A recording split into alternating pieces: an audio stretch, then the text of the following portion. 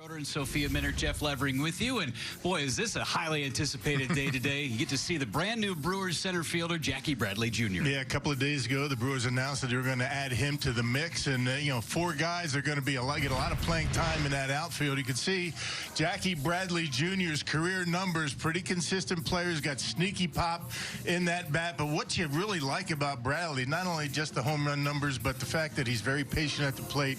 He will draw walks. He led the Red Sox a year ago in walk. Good season for him a year ago. You see the accolades, the Gold Glove, the All-Star appearance in 2016. But what you really get out of Jackie Bradley Jr. is top-notch defense. Some of the greatest plays you're ever going to see. This guy is a highlight reel waiting to happen. He comes in on the baseball.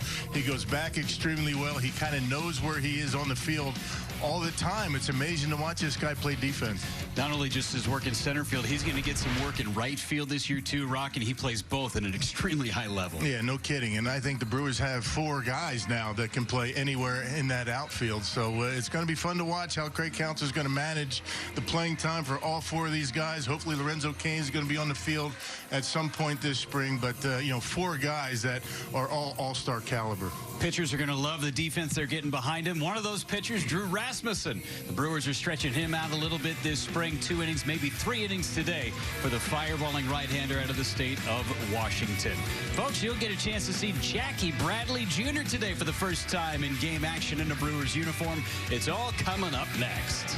Cloud cover making its way in to downtown Phoenix with Bill Schroeder and Sophia Minner, Jeff Levering with you at American Family Fields of Phoenix. 57 degrees, about ready to get ourselves going. Drew Rasmussen against the Chippewa Falls native Kyle Cody of the Texas Rangers. Sophia standing by on the sidelines with not just one update, but 2 and 3 updates for us.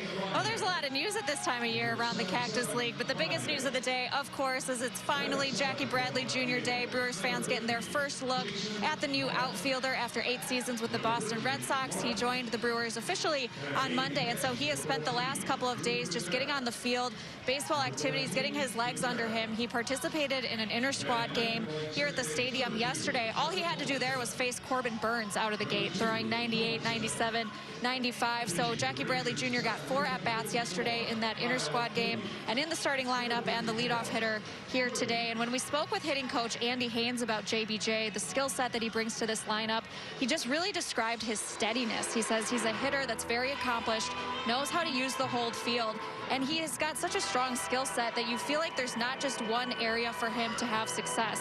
He's a career .238 hitter. He's closing in on 100 home runs, so you feel that with that skill set, also his ability to get on base, draw walks, that he can survive the ups and downs of a season, as he has certainly showed in his first 8 seasons in the major leagues. And so Haynes said he's just got a really nice way about him. He's been such a good fit to this clubhouse already, super professional, confident, understands himself as a player. So we're all looking forward to seeing JBJ in there. Andy Haynes just raving about what he's seeing from the hitters overall. He says they're really right where they need to be at this point in spring training. He really likes the way that they're working with purpose and with intent. And he said more than anything, there's joy on their faces again, just to be back on the field, to be together. They're embracing all of the prep work that goes into spring training as we get closer to opening day. And so he really likes what he's seeing from the lineup overall. A number of players off to good starts.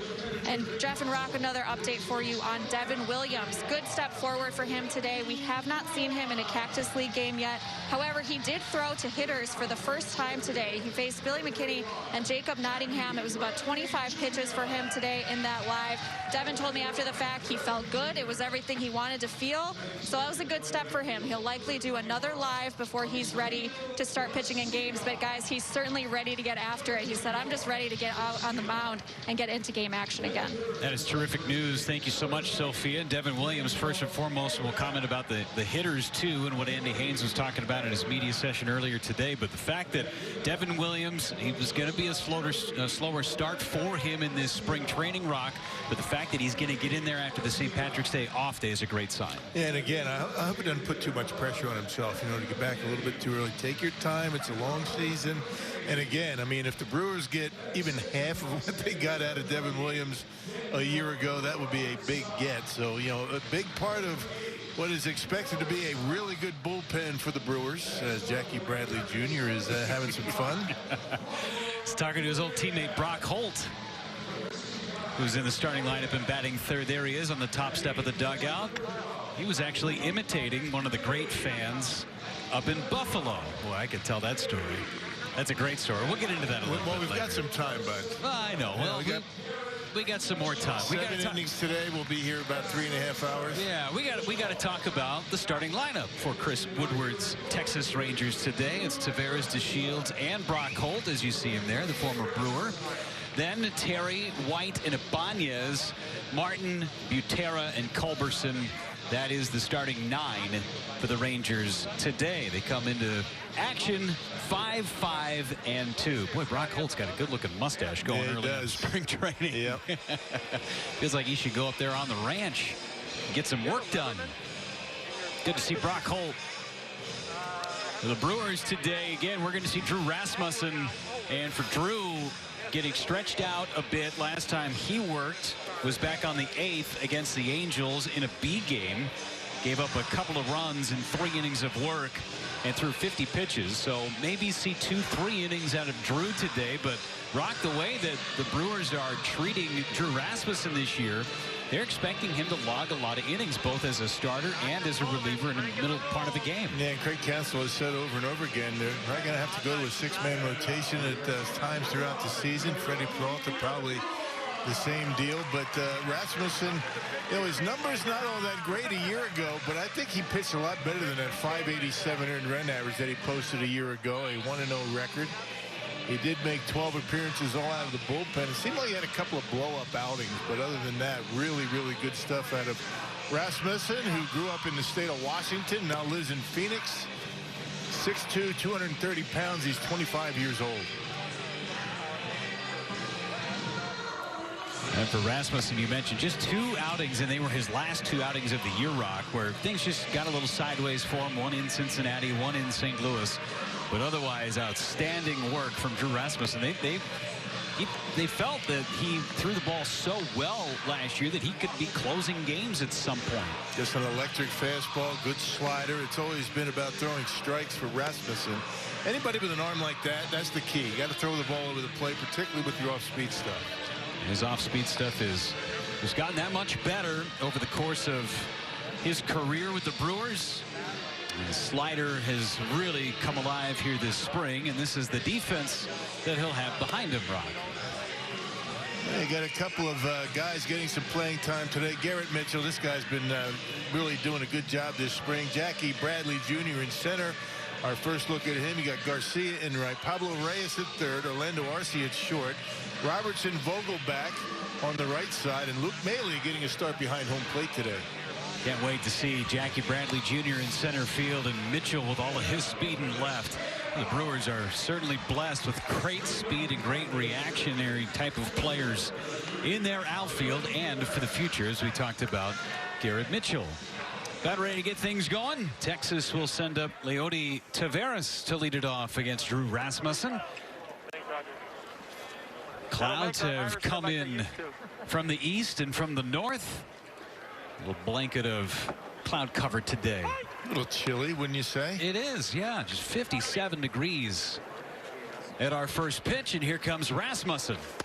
It's inside for ball 1 at 96 miles an hour. Yeah, we're all bundled up here. I was walking around the ballpark before the game started today and ran into some Brewer fans from Milwaukee. They were in T-shirts and shorts. I said, I didn't bring long pants.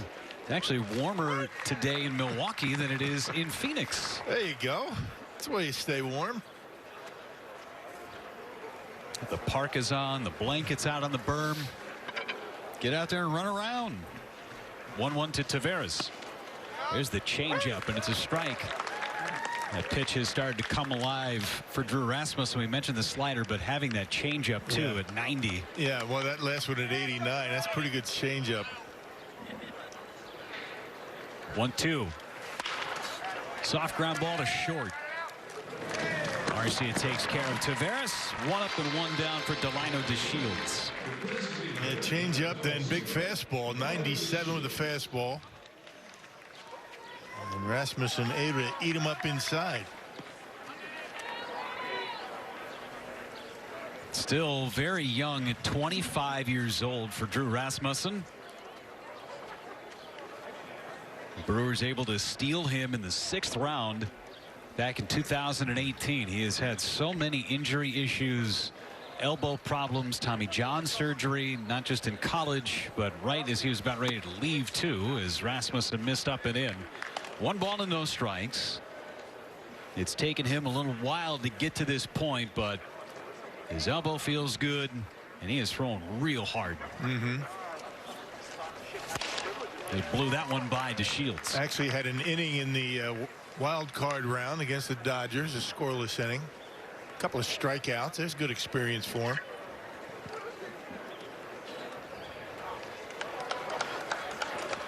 You see a lot of heat today from the Brewers on the mound. Right in there for strike 2. Josh Hader expected to pitch. Aaron Ashby, very talented young left-hander with all the moves before yesterday's game against the Cubs, reassigning to minor league camp. Ashby was not on that list, and take that as you'd like. 2-2 on to Shields. Yeah, the fact that Ashby's got 2 innings under his belt with 6 punch-outs might be one of the reasons why he's still here.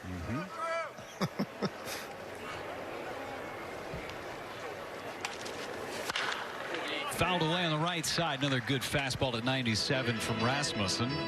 Also see Ethan Small at some point today, so some real firepower. The last game we worked, Rock, it was all left-handers day for the Royals, and once Rasmussen's done, it'll be all lefties for the Brewers.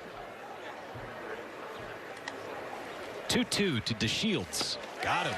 Good breaking ball. Good angle. We saw that from behind home plate. That's what the hitter's looking at.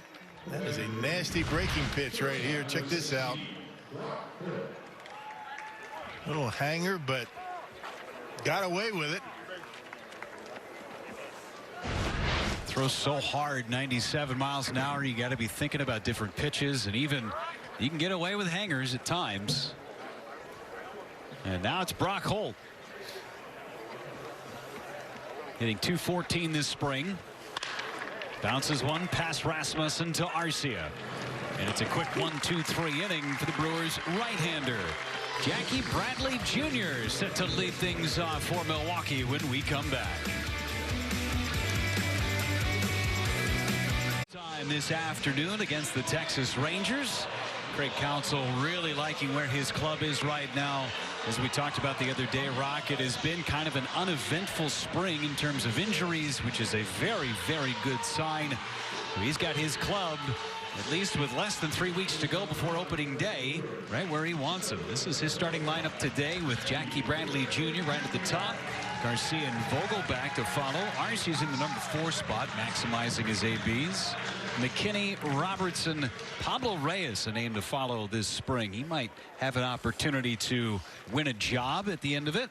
Luke Maile and Garrett Mitchell wind up the Brewers starting lineup, and they are facing a Wisconsin native today from Chippewa Falls. It's Kyle Cody, big tall right-hander for the Rangers, as Bradley Jr. right out of the gate taking a rip and fouls one off on the right side. Yeah, not messing around. Right first pitch, and JBJ, as we're going to call him, he's just taking a hack.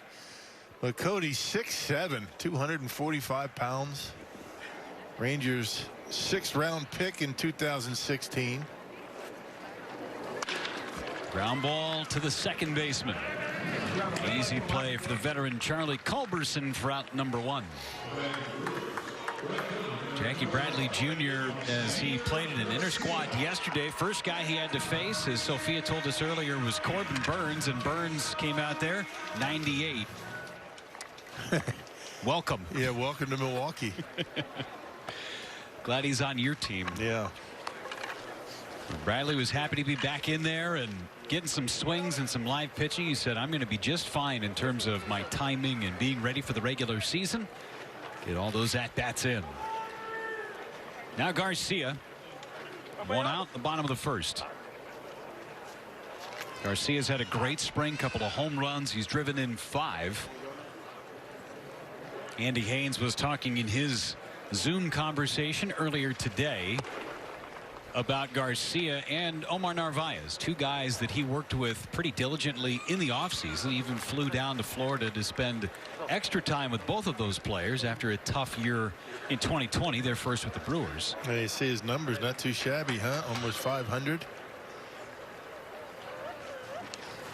1-0 foul back. I think Narvaez and Garcia, I feel like they feel like they have something to prove, and this is what we're talking about with Garcia. Breaking pitch right here at American Family Fields of Phoenix. A big fly to left center. He's been swinging the bat well, moving around. He's throwing a man out from right field, so looking good so far. And take spring training numbers sometimes with a grain of salt, but for guys who are coming off of tough years, sometimes you just need to see some success to get you confidence. Yeah, well, if you're hitting almost 500, it's something to talk about. If you're hitting about 100, well, it's just spring training. But again, after kind of a subpar season for Narvaez and Garcia, it's important to have some success even in spring training this year. Shows you that the work you put in the offseason is doing the trick. It's going to be a tough play. Brock Holt, bare hand pickup, throw to first, not in time. Base hit for Garcia, and when you're going good, you're going good. And he can scoot down that line, no doubt. Impossible play for Brock Holt. Well, Cody's 6'7". That's a long way to bend down and grab something like that, but not able to grab it. And a base hit for Garcia. As soon as it got by the mound, no chance to try and throw out Avisail. Put the big shift on for Daniel Vogelbach. Played in the game yesterday out in Mesa against the Cubs. The Brewers took down Chicago and Jake Arrieta. Vogelbach sends one foul. Has the ball that Cousins hit landed yet? No, my goodness. Yeah. Brewers have hit 18 home runs this spring. I mean, they've got the long ball going. And it's pretty well spread out, too. Vogelbach is yet to hit a home run in Cactus League play. It's this one foul. Good changeup by Kyle Cody. Yeah, basically fastball, slider. He's got a four-seamer and two-seamer. And slider, occasional curveball, occasional changeup. From Chippewaffles, as they call it in Wisconsin. Chippewa Falls. Made his major league debut last year, Kyle Cody. Good numbers down the stretch for Texas. Vogelbach pops it up. Shallow center. And it will be the center fielder Taveras coming in and making the catch. 2 away for Orlando Arcia. Cody, 8 appearances, 5 starts. Back in 2020, and struck out 18 over 22 2/3 innings. He's got a chance to make this roster. This is an organization, the Rangers, that is in flux a little bit, transitioning.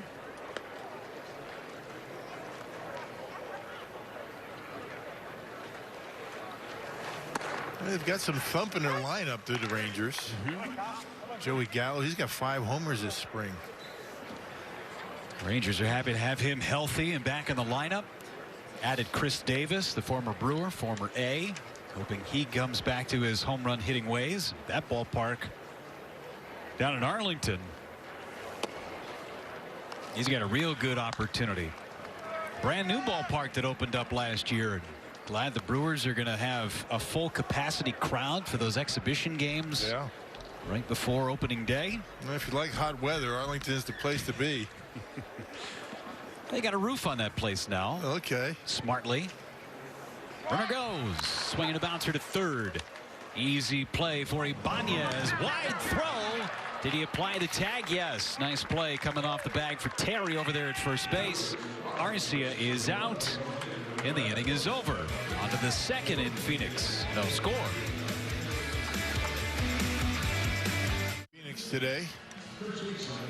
As we head to the second inning, hey, get ready for the return of fans at American Family Field. The Brewers are taking steps to keep all fans safe and healthy, including special cleaning protocols, socially distanced seating pods, hand sanitizing stations, and mobile concession ordering via the ballpark app. Learn more at brewers.com/COVID. That would be the MLB ballpark app. One of the best apps you could ever have as a baseball fan. Rasmussen back to work in the second and misses up and in on Curtis Terry.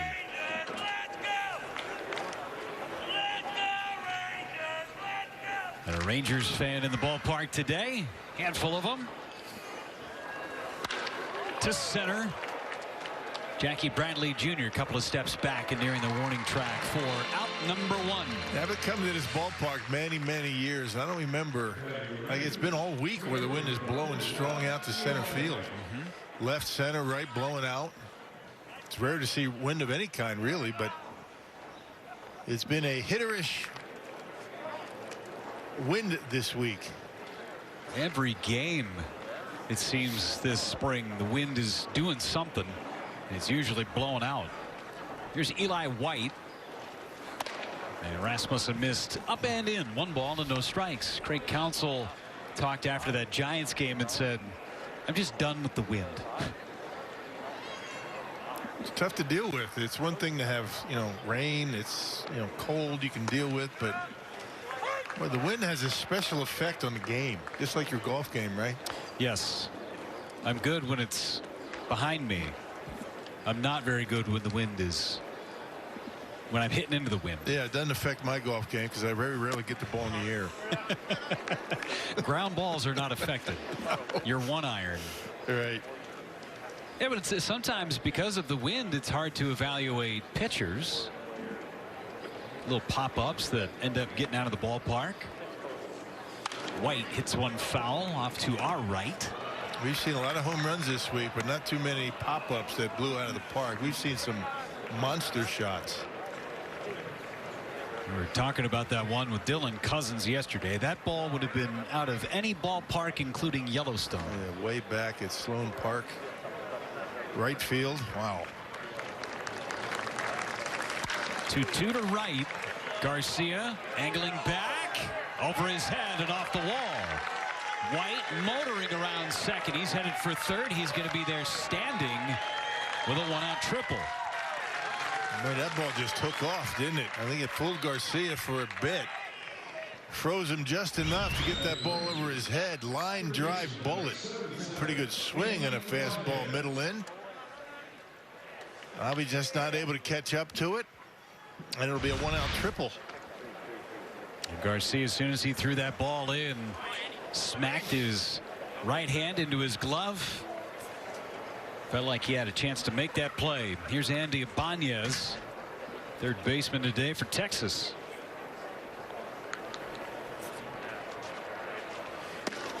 And a strike from Rasmussen. Yeah, those are tough, though. Those line drives that don't have any real slice to them or any hook right at you.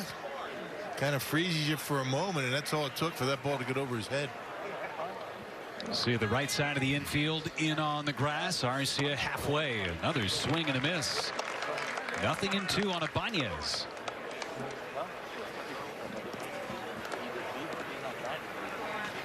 And that wind, since we were just talking about it, has shifted, and it's now blowing straight out towards right. 0-2. Line to left. That's a base hit. Rangers are going to be on the board. Ibanez got a hanging breaking ball and drives in the first run of the game. Yeah, I hate to see that on a 0-2 pitch. You throw that breaking pitch, he didn't want to hang it. He wanted it down in the dirt, maybe to get a swing and a pitch out of the zone, but right down the middle, and nice swing, able to drive in the first run. Saw the look on Drew's face as soon as contact was made, he knew he had made a mistake.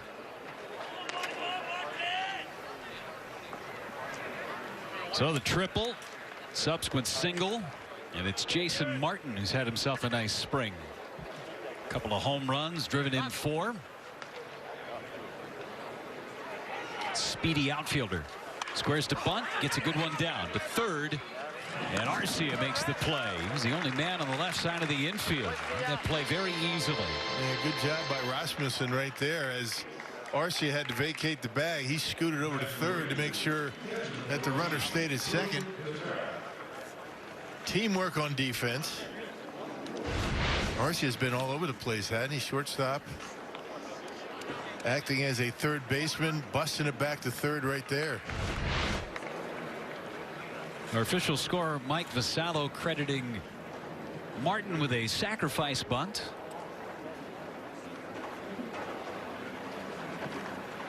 Arcia, him playing third base, I don't think there's any question that he could do it defensively. That's how good his arm is from third base. But sometimes the ball gets down you a little quicker, of course, at third. First step, very important. And you have a lot more time to make a throw with a first base. Guys have a tough time every now and again thinking about that throw to first.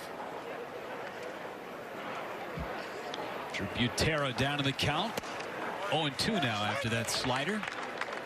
You think about the way that Arcia throws, kind of sidearm a little bit. You got to worry about that tail. It's a different throw from third. I think about Matt Williams, who used to do that. Yeah. He can play anywhere, I think. I think he'd like to play all positions in one game. He'd be the guy to do it. Yeah. Saw him as a pitcher last year. He's in center. Butera takes high and tight. You know, Arcia, any ball that goes up into the air, it feels like he's calling for it. So might as well. Even in the outfield, right? Ball and 2 strikes with 2 away. Rasmussen trying to finish off the Rangers in the second.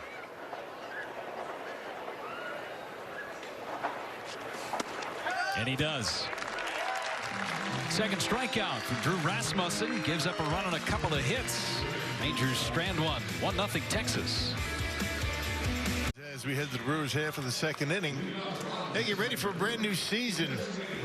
Jeff, are you ready for a brand new season? Brewers single game tickets go on sale for the month of April on Friday, March 26th. Check out the complete promotional schedule and grab your tickets on Friday the 26th at brewers.com/tickets. Of course, you don't need tickets. We do not know, but the gentleman wearing the Yelich shirt is ordering his tickets right now as McKinney hits a smash to first. Terry has it for out number 1 on just 1 pitch. I tell you, it is great, by the way, that single game tickets are on sale. That means fans are coming into the ballpark and people are going to enjoy watching baseball live. Yeah, it's going to be nice. Well, opening day to have, what is it, 25% capacity, right? So you better, if you're thinking about tickets, you better get online quickly. Friday, March 26th. That means like what, a minute after midnight on the 26th? That's what I would assume. Yeah, you better get there quickly. Right as the clock strikes midnight, get in there. It's almost as if you're waiting to check in for your flight, right? I got to get in the A group. Yeah. Can't wait my turn. No. Got to be first. And it's a big curveball for a strike. 0-2 on Daniel Robertson.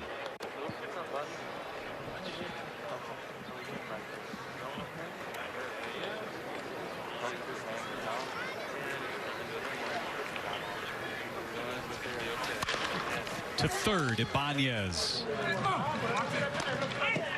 Takes care of Robertson. He kind of likes to float him over there, doesn't he? Almost threw it away in the first inning.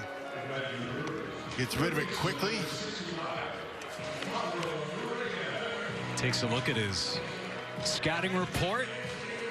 Let's see where he needs to play Pablo Reyes. Remember Tony Fernandez? He used to do that at shortstop. Just kind of flip it sidearm, way up in the air, and just get him bang, bang every time. Knew exactly how hard he had to throw it, right? You know, just enough to get you to really bust it down that line, and he gets you by an eyelash every time. I think I'm going to beat the throw. Nope, didn't do it this time. No. If only you were a step faster, Rocky, you'd have had like 25 more hits. Yeah, right. If only a lot of things. Yeah.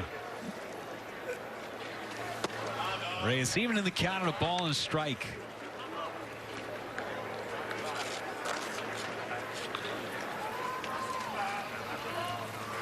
Brewers getting their bullpen moving, but Rasmussen, I think, is going to go out there for another inning. Busted background ball. Here comes Holt with time. Throws out Pablo Reyes, and the inning is over. Kyle Cody goes 1-2-3 through the Brewers in the second, and to the third on this cloudy day in Phoenix. Up on this March day in Phoenix. It's 1-0 Texas. A reminder, folks, United Heroes League helps military families build confidence, friendships, and engagement through sports by providing free equipment, free access to sports camps, special experiences with professional athletes, and so much more.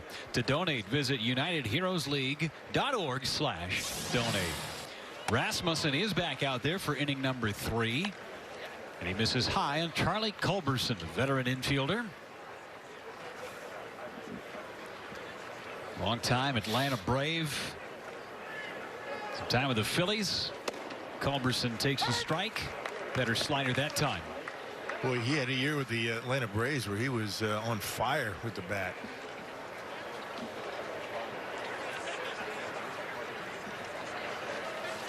This one hit foul. And it's a 1-2 strike count on Charlie Culberson.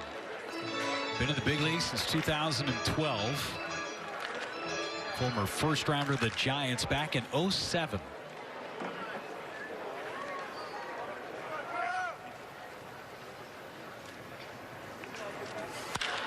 Liner down the right field line. This will drift foul and right into the Brewers bullpen where Aaron Ashby made the catch. Getting himself ready to go. He has been the talk of spring training on the mound for the Brewers. Former 4th-round pick and 6 strikeouts in his 2 innings. Better breaking ball that time by Rasmussen. 2-2. It was funny. We run a Zoom call with Craig, and the big news was that Ashby's still with the team. He has not been sent out to the minor league area, but he said, I kind of like it when I bring a guy in and he strikes everybody out. Makes him look like a real good manager. Yeah. Good breaking ball that time by Rasmussen. Froze Charlie Culberson. Nice tight breaking pitch to get him right on the edge. Good pitch. Good slider straight down. Oh, you like that? That's what he was trying to do to Andy Ibanez. Ended up hanging it. Ibanez had the single to left to drive in the only run of the game. 3 strikeouts now for Drew Rasmussen. Taveras, the hitter, bounces short first time up. Squares to bunt and takes a strike.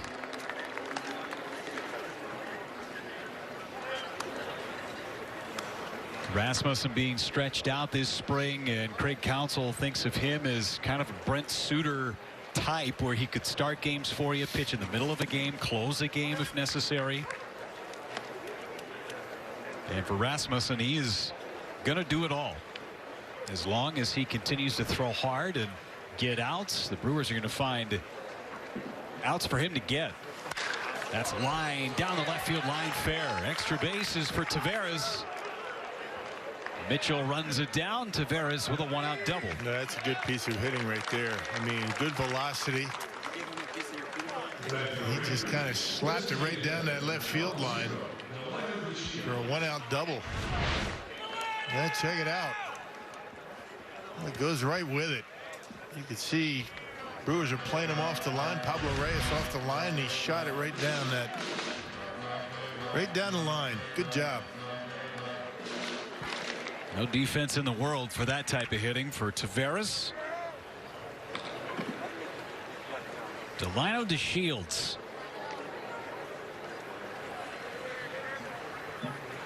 Struck out his first time up. It's one into right center. Playable for Jackie Bradley Jr. Makes the catch. Runner tries to go. Here comes the throw to third, and it's cut off. Now Brock Holt. We were talking before the game as Craig Counsell is going to go out and take Drew Rasmussen from the game. There's Jackie Bradley Jr. Got one of the great throwing arms in the game. Just an off-balance throw, just a touch. But Drew Rasmussen is going to be finished in this game after 36 pitches. And Aaron Ashby is going to be summoned into the contest to face Brock Holt. Drew Rasmussen looked really good, save for just a couple of pitches today. Yeah, he just made a couple of mistakes. That one hanging breaking pitch on a 0-2 count, and I guess not much you can do about that last double that Tavares hit. That was just a good piece of hitting. And now the talk of spring training coming in. Left-hander Alan Ashby. And Aaron, who spent his time at the alternate site last year, had never pitched above the A-ball level in his previous seasons in the Brewers organization. But he has come in, and all he's done is strike guys out. Yeah, I mean, he does a lot of different ways. He has good command. He's got a good arsenal of pitches. But what he really does very well is keep hitters off balance. He mixes up the delivery pretty well. And really not one look. You can see what he did a couple of years ago in the minor leagues. Good numbers, 346 earned run average in 13 games. And this spring, 2 innings, 6 punch-outs. Not too shabby. Varies that leg kick quite a bit. The Brewers have a couple of guys that will do that. Ashby, Ethan Small, just to name a few. But this is one of these situations, Rock, where Craig Counsell, instead of starting the inning and having it go clean, maybe they're trying to train him. Hey, listen, these are the kind of guys that you need to get out. Tough left-handers. This is what he did last time against the Cleveland Indians. Yeah, just watch the way he kind of staggers the delivery. It's something different just about every time. Go do a little bit of a pause every now and again and come right at you. It's tough. You know, it's tough when you're up there hitting and he's giving you different looks. Gives you the high leg kick. Then he'll pause a little bit at times. And then you see pauses at a different spot. So you really can't time him out, that delivery. That's what makes one of the things that he does makes it so difficult on hitters. It's not Johnny Cueto where he's throwing all his shoulders at you and doing the shimmy and all that, but it's just different leg kicks and makes the hitter stay on his toes. Brock Holt takes high with a fastball, 97. Yeah, whatever it takes to disrupt timing, right? Whether it be arm angles, pitch velocities, movement, or even the delivery. Runner at third with 2 away for Texas. There's that hesitation and a strike, and you can see Brock Holt just freeze at the plate.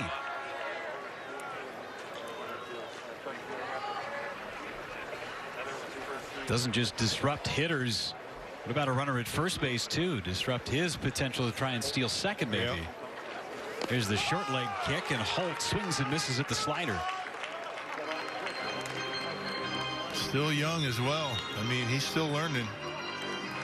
Opening up a lot of eyes in spring training.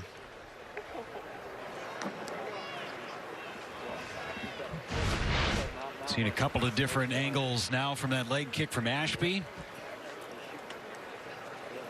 Got Holt on the defense. 1-2. Fouled away. Got away with a hanger that time. He did hang it. Then he had a little bit of a different delivery than he had before.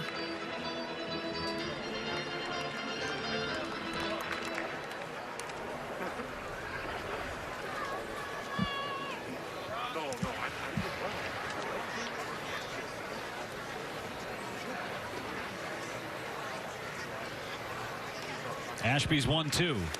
Low and in the dirt. Great stop by Maley. Boy, that's textbook right there. Take the arms and the glove out of the way and have it hit your chest protector. With the soft chest, it stays right in front of you.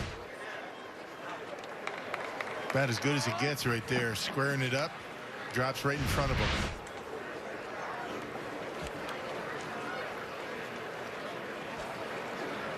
Two. Now 3-2.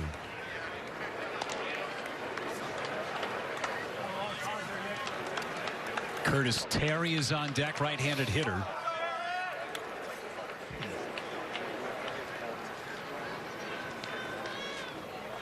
Full boat to Brock Holt.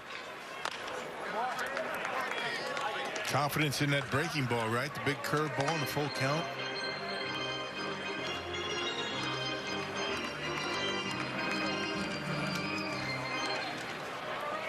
Craig Counsell talking with Walker McKinven, who helps set up all the game plans for these pitchers and catchers. 3-2. Line foul. It's a big league at bat from Brock Holt. He's hanging right in there, isn't he? All the different arm angles, all the different leg kicks. See the hesitation here. Yeah, hesitate in different points in his delivery. This will be the 9th pitch of this at bat. And Holt works a walk. They'll peel the swing. He didn't go, said Adrian Johnson down the third base line. That's a great at bat from Brock Holt. Yeah. So now Ashby's got runners on the corners for Terry. Fly to center his first time up. And Brock Holt chatting it up with Daniel Vogelback over at first. Saying I'm glad he walked me because I just couldn't get a good feel for that at bat. That's what he's saying. Man, I don't know what that guy's doing out there. Let's see what he's like with a runner at first base as Maile blocked that one. I don't see too many young pitchers, particularly young pitchers that are getting their first taste of big league spring training, big league games, to be able to be consistent in throwing strikes, although he did walk Holt, with that many different deliveries. It's normally something a guy later on in his career is going to start messing around with. Another different leg kick that time through the bender for a strike. A lot of times what makes that very effective is what makes you very inconsistent throwing strikes. He's got to have that predetermined in his mind what type of leg kick he's going to try and use, right? Runner takes off. It's a strike throw to second. Nobody's there. Holt steals second base. If you're Aaron Ashby, don't you think about, okay, this is the leg kick that I don't want to use on this particular count? Not necessarily the pitch, right, because you have to be able to throw every pitch with every leg kick. Right. And again, he does know that before he starts, I would imagine. You just can't start and then decide to stop randomly. Right. That's what I would think anyway. 1-2 ahead of Terry, and he fouled it back. Maybe we should get our sideline reporter, Tier 2, Sophia, on that. Maybe ask him. Sure. Get some insight on when he uses said leg kicks.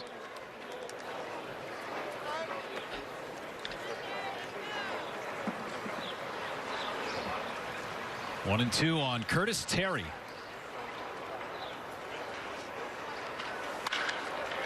Down the right field line towards the corner. It's down for extra bases. Taveras is in. Holt is in. Terry into second with a two-run double. So a walk issued by Ashby, and then the double going the other way for Curtis Terry. Yep, on a 1-2 pitch, Terry able to dump one inside the right field line. Remember, the Rangers had their first run on an 0-2 pitch. This one on 1-2, able to tuck it inside that right field corner. And to drive in another run. It's a pitch that Maile wanted a little bit further in. Leaked over the middle of the plate. Eli White, who tripled and scored back in the second. To third, foul.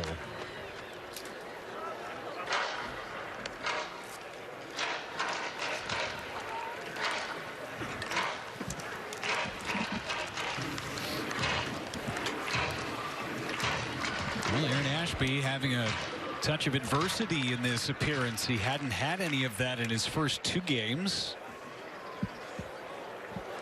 It's a kid who hadn't pitched above A ball. More than likely would have been ticketed for Double-A Biloxi last season had there been a minor league season.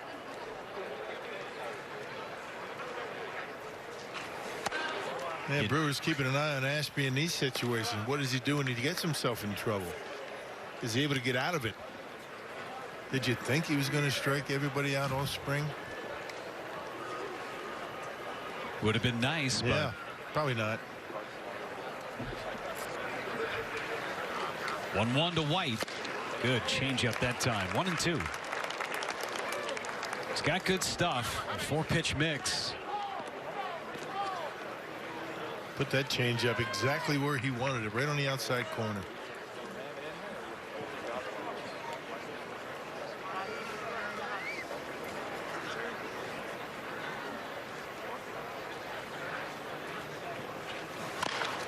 White hanging in there, and a good breaking ball by Ashby. Jeff and Rock, you guys were talking about Ashby's timing, and when we spoke to him after his last appearance, he shared that the timing and the leg kicks is something he really started to develop when he was pitching in college. He said at Crowder College in Missouri, prior to when the Brewers drafted him in 2018, and he said, I kept hearing all the coaches preach to the hitters that it's about timing. So his philosophy was, what can I do on the mound to affect their timing at the plate?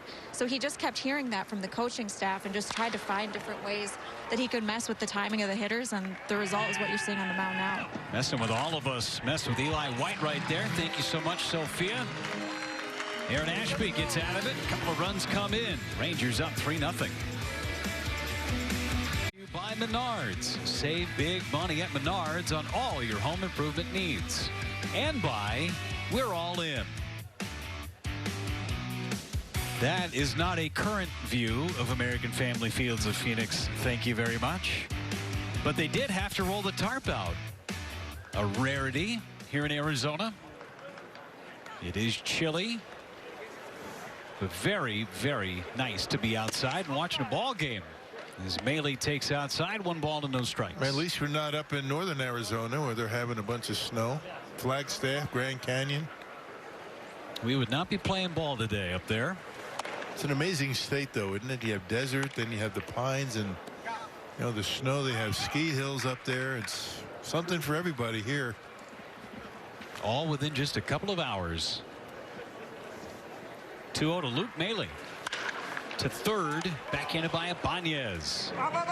Another wide throw, and Maley is tagged out by Curtis Terry. Well, he's making Terry work over there at first base. He's been busy over at third. Ibanez. He's been able to handle the ground balls. The throws have been a different situation. Look at this. Nice play by Terry. Makes the tag.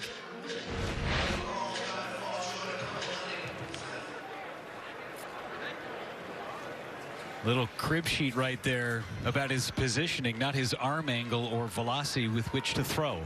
Terry's probably thinking, hey, put something on that throw. Give me a good throw once. Here's Garrett Mitchell.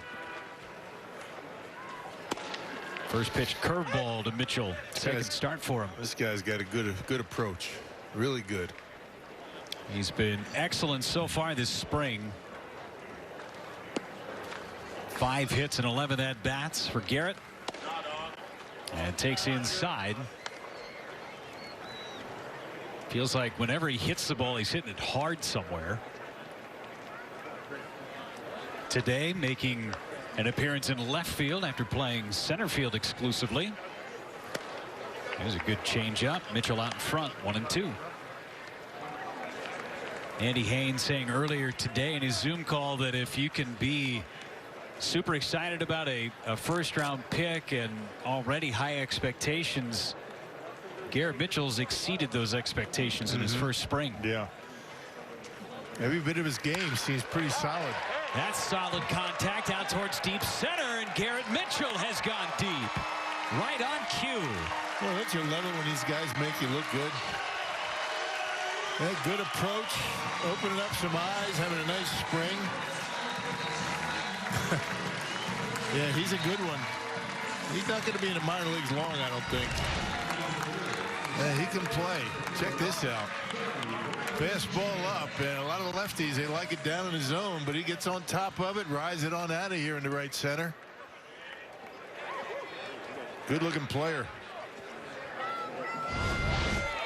Hard contact again for Garrett Mitchell. When he was drafted, they said the power's going to come. I think the power's already there. And Jackie Bradley Jr. taking away 1-0. He fell in the draft to number 20 to the Brewers. They were thrilled. Yeah. Didn't have any minor league season a year ago. Bradley Jr. down the right field line, a base hit for Jackie. Slight bobble in right. He's going to try and get to second, and he will. Never slowed down.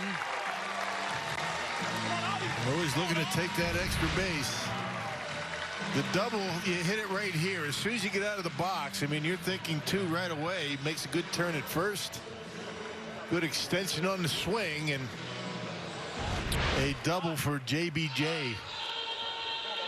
So a home run, now an extra base hit, and Avisail Garcia coming up with only one out. Just a smooth swing from Jackie Bradley Jr. Official scorer Mike Vasallo up to his usual tricks, as opposed to giving him a double, gave him a single and an E9. Doesn't matter what he says. No, I'm putting it down as a double. Then that's a double. Yeah. Yep. That's official. Regular season, we might want to complain about that and maybe get that changed, but that's a double. Never slowed down. He just kept running. He likes to be controversial, doesn't he? I think this is one of the first games he's done in a while. Andrew Grumman's been keeping score over there and has done a heck of a job. Yeah. It's only the third inning and a couple of discrepancies already. It's okay. It's a double. For us, at least. Garcia hits one foul and out of play. Get Jackie Bradley Jr. out of the box and taking that changeup down the right field line. Does he slow down? No, he just keeps on going. Yeah, that's a double.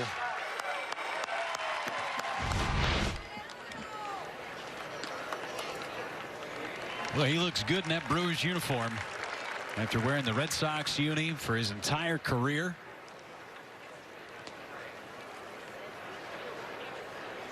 Big lead for Jackie Bradley Jr. at second. Garcia takes down and away. Ball and a strike on Avi. Infield single back in the first. Kyle Cody had retired 6 in a row until the home run by Mitchell. And then the double by JBJ.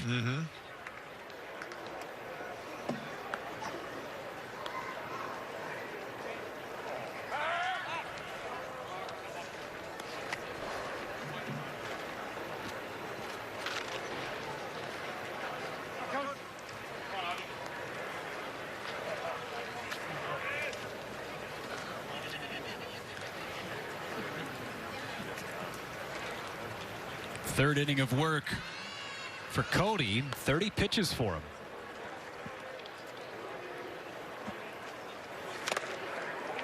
Slider fouled away by Garcia. Ball and 2 strikes.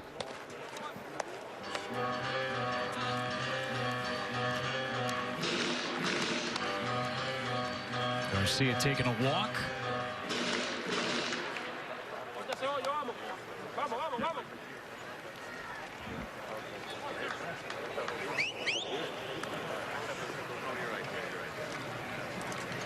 It's a good look. That's what the hitter sees.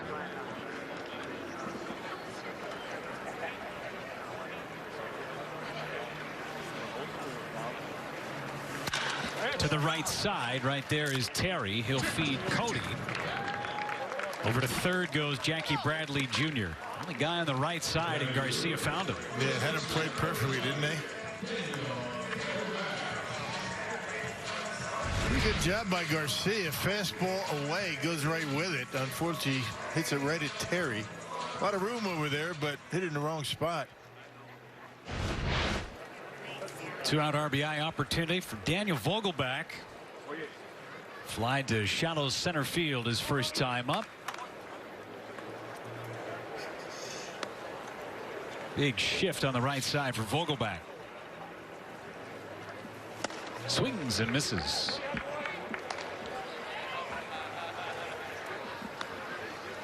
And you get another inning of work from Aaron Ashby in the 4th inning. Stretch out his appearance. Strike 2 on Vogelback.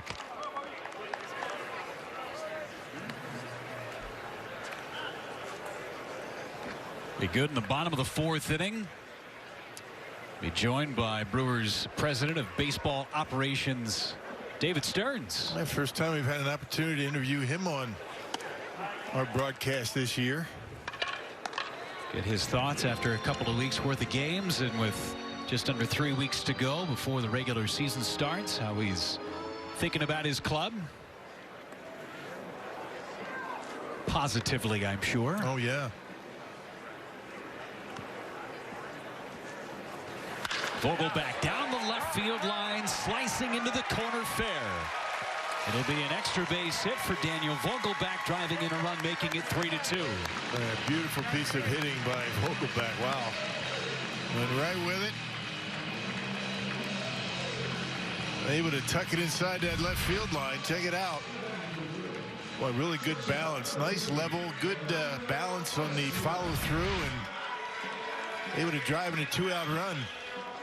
Last year when Vogelbach was having such a great month of September, was hitting for quite a bit of power, had a couple of home runs against the Kansas City Royals late in the game in that series, the last homestand of the year. So we obviously talked about his power, but his two-strike hitting approach is really impressive. It makes you really scratch your head as to why he had such problems last year with Seattle. I mean, with an approach like his, to hit under 100, but then he hit like 330 for the Brewers.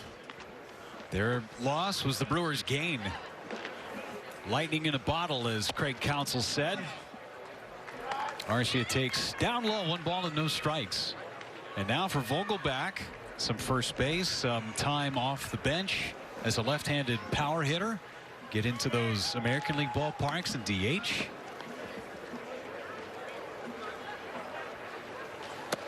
Hanger for a strike. Couple of runs for the Brewers in this third inning. The home run by Mitchell, and then doubles by Jackie Bradley Jr. and Daniel Vogelbach.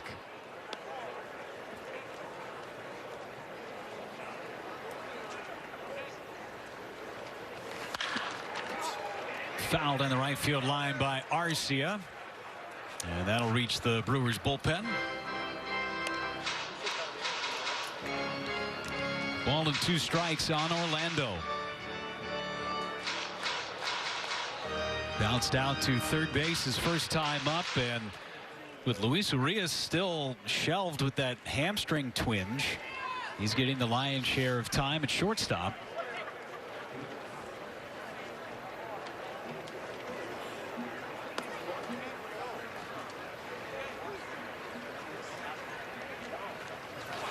Swings and misses at the breaking ball. The inning is over. Brewers get a couple of runs on 3 hits, including this blast by Garrett Mitchell, his first of the spring. Boy, did that get out in a hurry. It was loud. 3-2 Texas heading to the 4th. Within 1 as we head to the 4th inning here at American Family Fields of Phoenix, and the Brewers Kids Crew is back for 2021. Presented by U.S. Cellular. The Kids Crew comes with everything your kid needs for the season. Ticket vouchers, membership perks, and so much more. Learn more at brewers.com/kidscrew.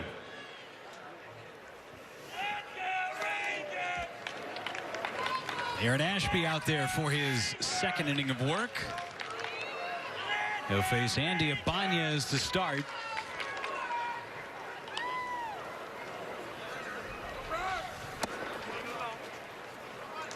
Falls behind Ibanez.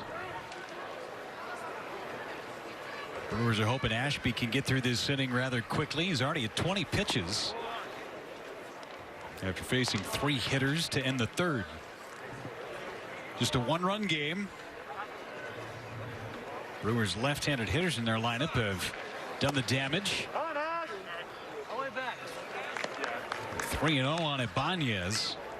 Mitchell, JBJ, and Daniel Vogelbach.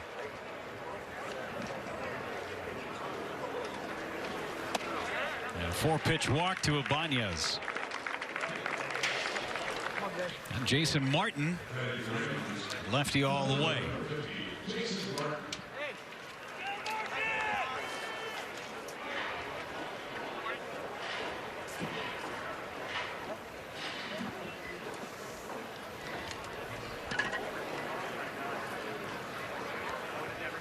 For Ashby, this is an appearance where he hasn't had necessarily his best stuff.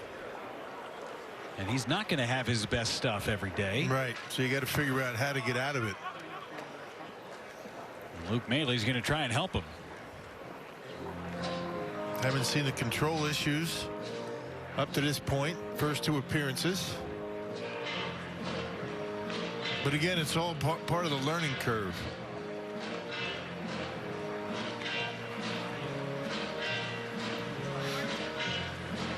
If you look over the course of his very short career.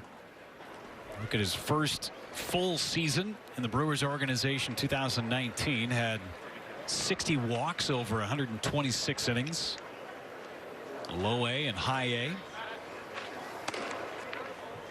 And still unable to throw a strike in this fourth inning for Ashby.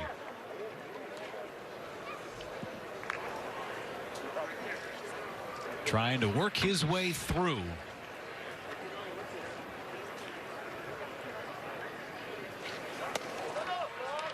Three and oh. There he just tried to vary his leg kick just a touch too. Maybe get himself going. Maybe putting a little bit extra on the baseball that try and overcompensate perhaps for lack of command.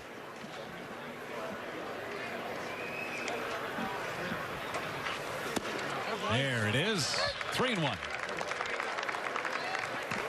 It's hard as a pitching coach, I would imagine, because he has so many different leg kicks and working on balance points. How you try and work with that in bullpens in between appearances. Well, again, Chris Hook hasn't seen a whole lot of Ashby, so you know a lot of times these coaches, even with Andy Haynes and hitters that he hadn't seen a whole lot of, you kind of watch what they do. You don't jump on them right away with some recommendations to make changes. You kind of watch them for a while, and then maybe as time goes on, you try and throw a little bit at them at a time. I'm sure Chris Hook is in the process of doing that.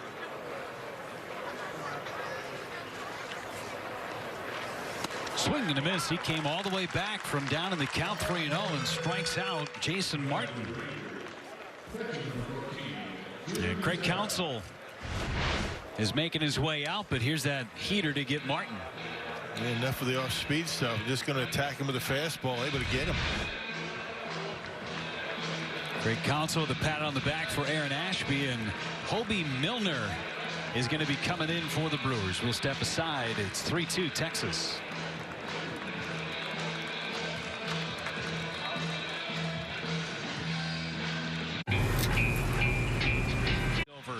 For Aaron Ashby and trying to get himself out of a jam, the veteran lefty. Yeah, fourth appearance this spring, only an inning and 2/3, has not given up anything. His numbers a couple of years ago down in the minor leagues had good numbers. 50 games, 306 his earned run average.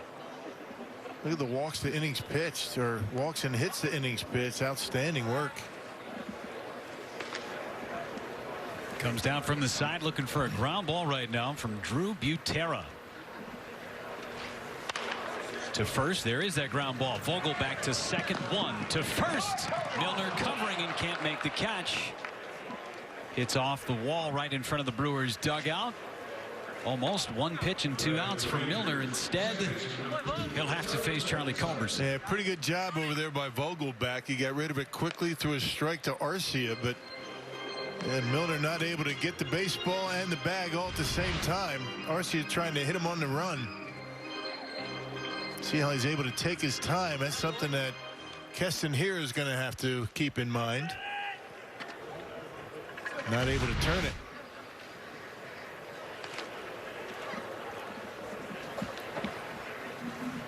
So Culberson is up there, runner at first, and 2 gone. And that one hit Charlie Culberson. Back to the top of the order for Taveras. We've seen some action in 2 pitches from Hobie Milner, huh? Potential double play and a hit batter. Not boring. This guy's got some big league time. Milner last year with the Angels. Spent time with the Tampa Bay Rays, the Phillies. His best season was his rookie year with Philadelphia, 2017. Good pitch that time, buried that breaking ball on Taveras. 37 appearances in 2017. Tall, lanky left-hander, 6'3", 175 pounds. Mentioned having diverse arm angles out of that Brewers bullpen. Milner brings a little bit of funk. And he's ahead 0-2. Alex Claudio played that role very well the last few years for the Brewers. Now he is an Angel. And Milner in and trying to win a job. 0-2. Got him. Good pitch. Milner comes in and cleans up after Aaron Ashby.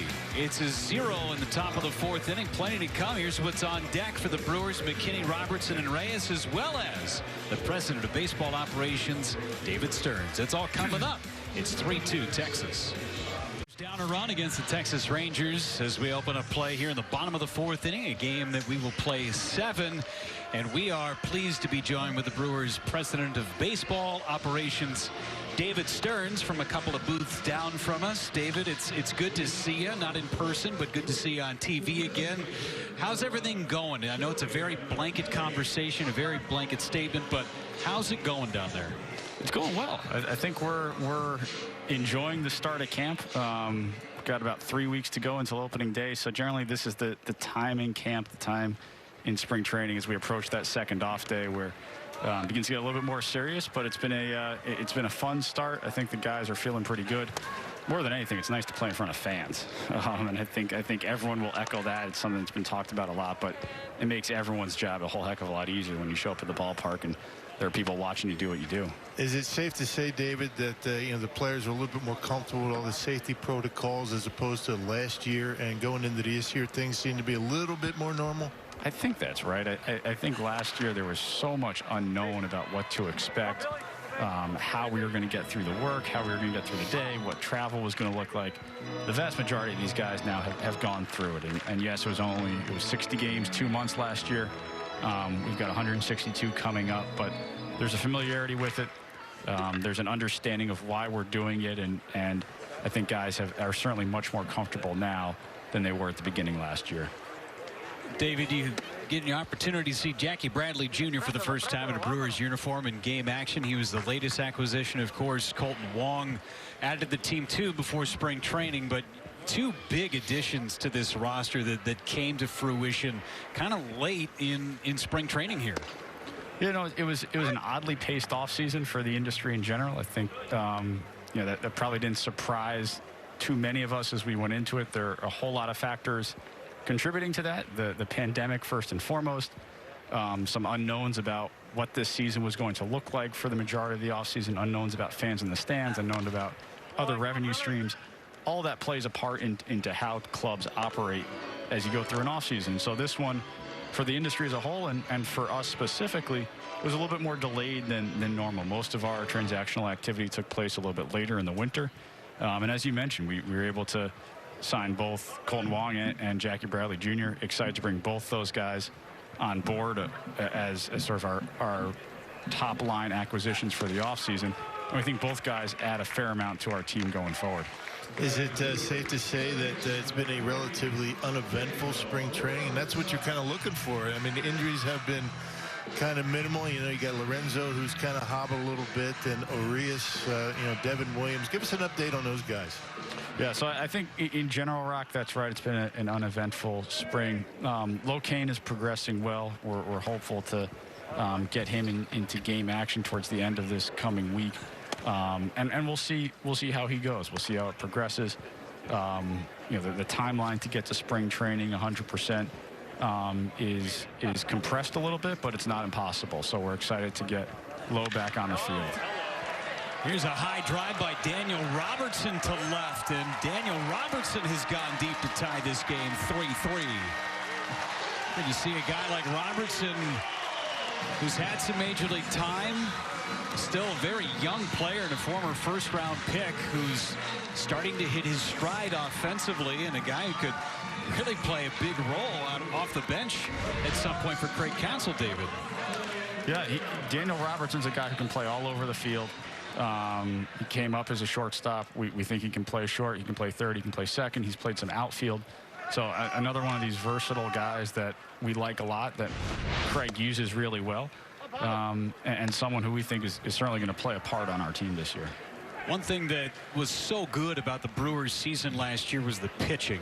And starting pitching with Woodruff and Corbin Burns at the top. Both of those guys threw in games yesterday. Sim game for Corbin, and Brandon pitched against the Cubs. You have to really like where your pitching stands right now, both starting and in your relief corps. That's really the foundation of the team, and we believe in that foundation. It starts with Brandon and what he's accomplished. Obviously, Corbin put together a really impressive 60-game stretch last year, garnering Cy Young votes, really being recognized as one of the better pitchers in the National League, which he deserved.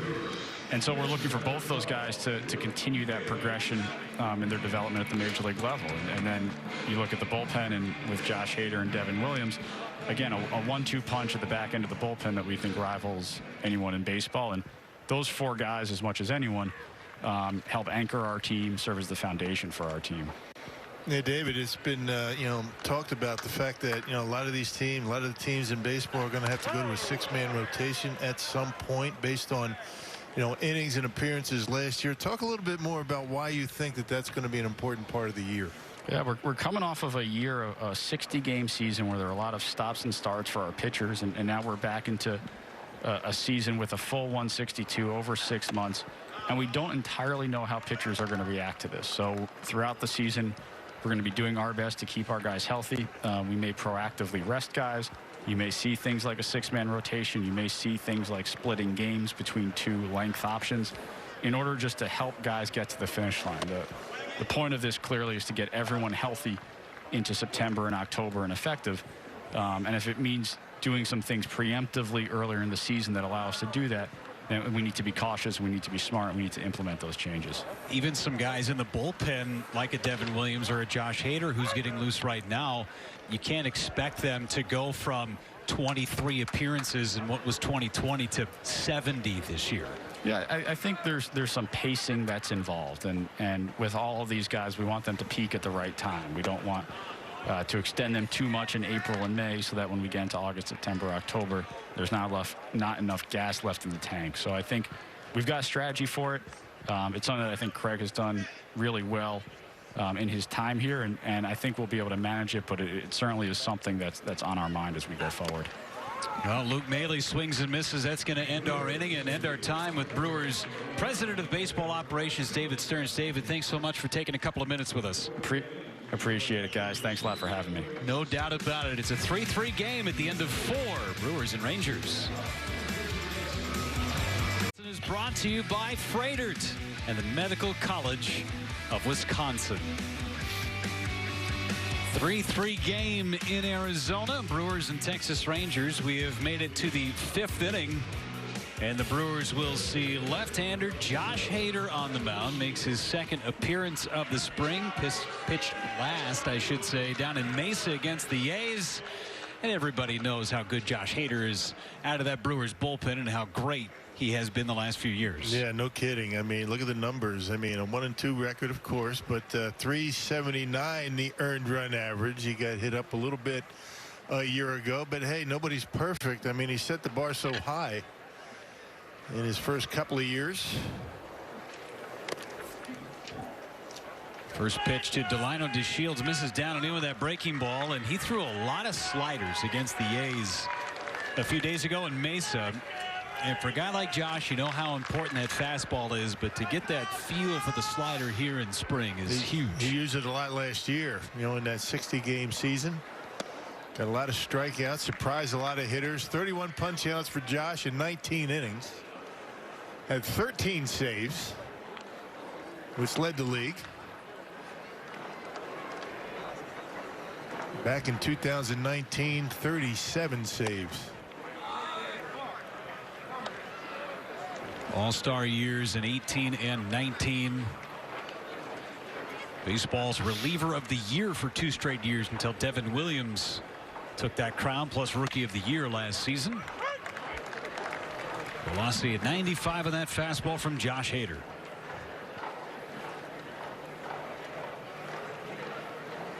Still just 26 years old.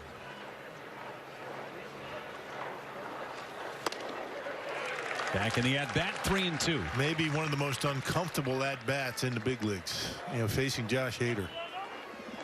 He can make you look really bad.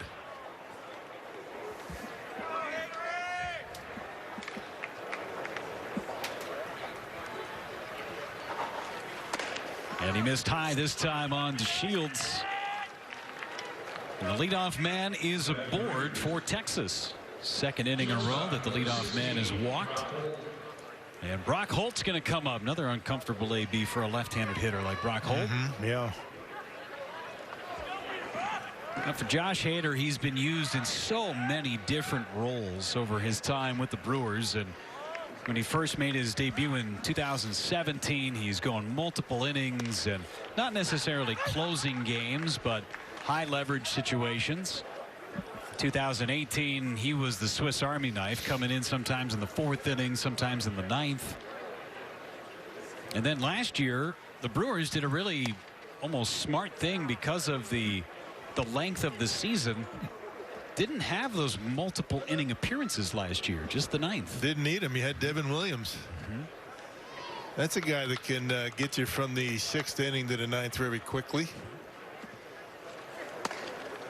Sliders strike on Brock Holt. 1-2. What a 1-2 punch that was last year. The Brewers are hoping for the same in 2021, adding a couple of other powerful arms to shorten up those games at the back end of the pen too. Justin Topa. The Brewers expecting a lot from him. Swing and a miss. Holt has gone on strikes. That's what I'm talking about. Uncomfortable. That fastball, big velocity right on the corner.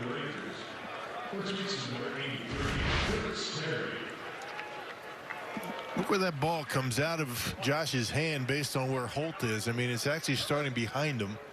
And as it cuts across home plate, ends up on the outside part of the plate.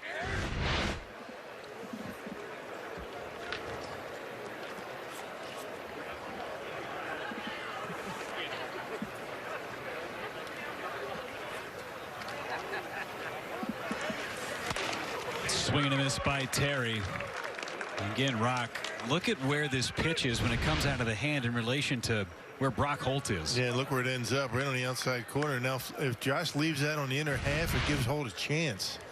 But away, good luck. Front hip, front shoulder. Runner goes. Throw from Maile down to second, right on the bag and in time. What a throw from Luke Maile. Right on the money. And how about quick was that release? Beautiful throw. You can't get it in and out of the glove any quicker than that. Check out the transfer right here. Starts with the feet. Quick feet. Straight over the top. No sail on it. Bingo. Nice throw. Robertson had to do is catch it.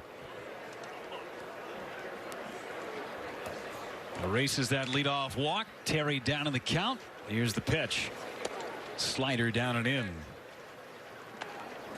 After the recalibration following the walk to DeShields, Hader's been in command.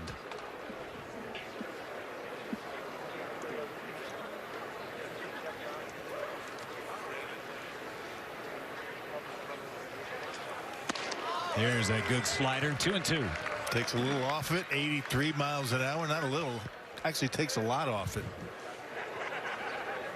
10 to 15 miles an hour. Comes out of that same arm slot as the fastball too. That's back up the middle, hit by Terry. And he's got himself another hit. He had the 2-run double back in the 3rd, and now a 2-out single to extend the inning to Eli White. Yeah, it looks like a pretty good hitter, doesn't he? After the slider made him look bad the pitch before, Hader comes back with a fastball. This guy can handle a fastball now. Got in on him a little bit. You can see the way he's able to stay on it. Got it back in the stance a bit and hit it hard into center.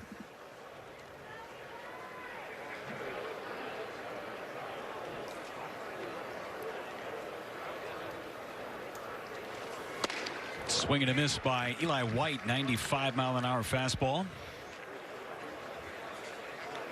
Curtis Terry, a guy who'd never played above A ball.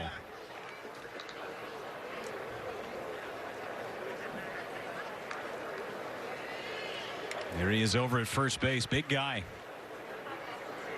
6'2", 260. That just missed. 1-1 on White, who's tripled. Kind of Jesus Aguilar big. Jesus had a pretty funny moment yesterday down in Florida as His Marlins were playing the Mets. Marcus Stroman was pitching for the Mets and threw him a good breaking ball, and Aguilar just looked out at him and winked at him and nodded his head and said, "Pretty good pitch." Jesus doing Jesus things. Aggie, good guy. I hope he never changes. Yeah, he won't. So it's coming up on your television sets, your upcoming TV schedule. Coming your way on Monday against the Padres here at home. And then the D-backs, Dodgers, and White Sox here at home too. Tapped foul. That was the breaking ball. A little harder breaking ball that time by Josh Hader.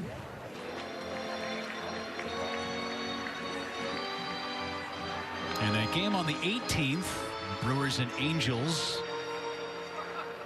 Folks in Wisconsin will be listening to the Angel broadcast that day. They'll be sent down the airwaves. 1-2 up high, 2-2. Folks back in Wisconsin, don't forget to it's daylight savings time. Yes. Go to bed tonight. Turn those clocks forward. We don't have to. We don't have that here. You know, I remember that. Spring forward, fall behind, fall back. 2-2, swing and a miss. Not that you care, but that's how I remember it. Me too. I just remember it because my kid's sleeping pattern gets all messed up. Yeah. 3-3 game. We enter the bottom of the 5th inning here in Arizona.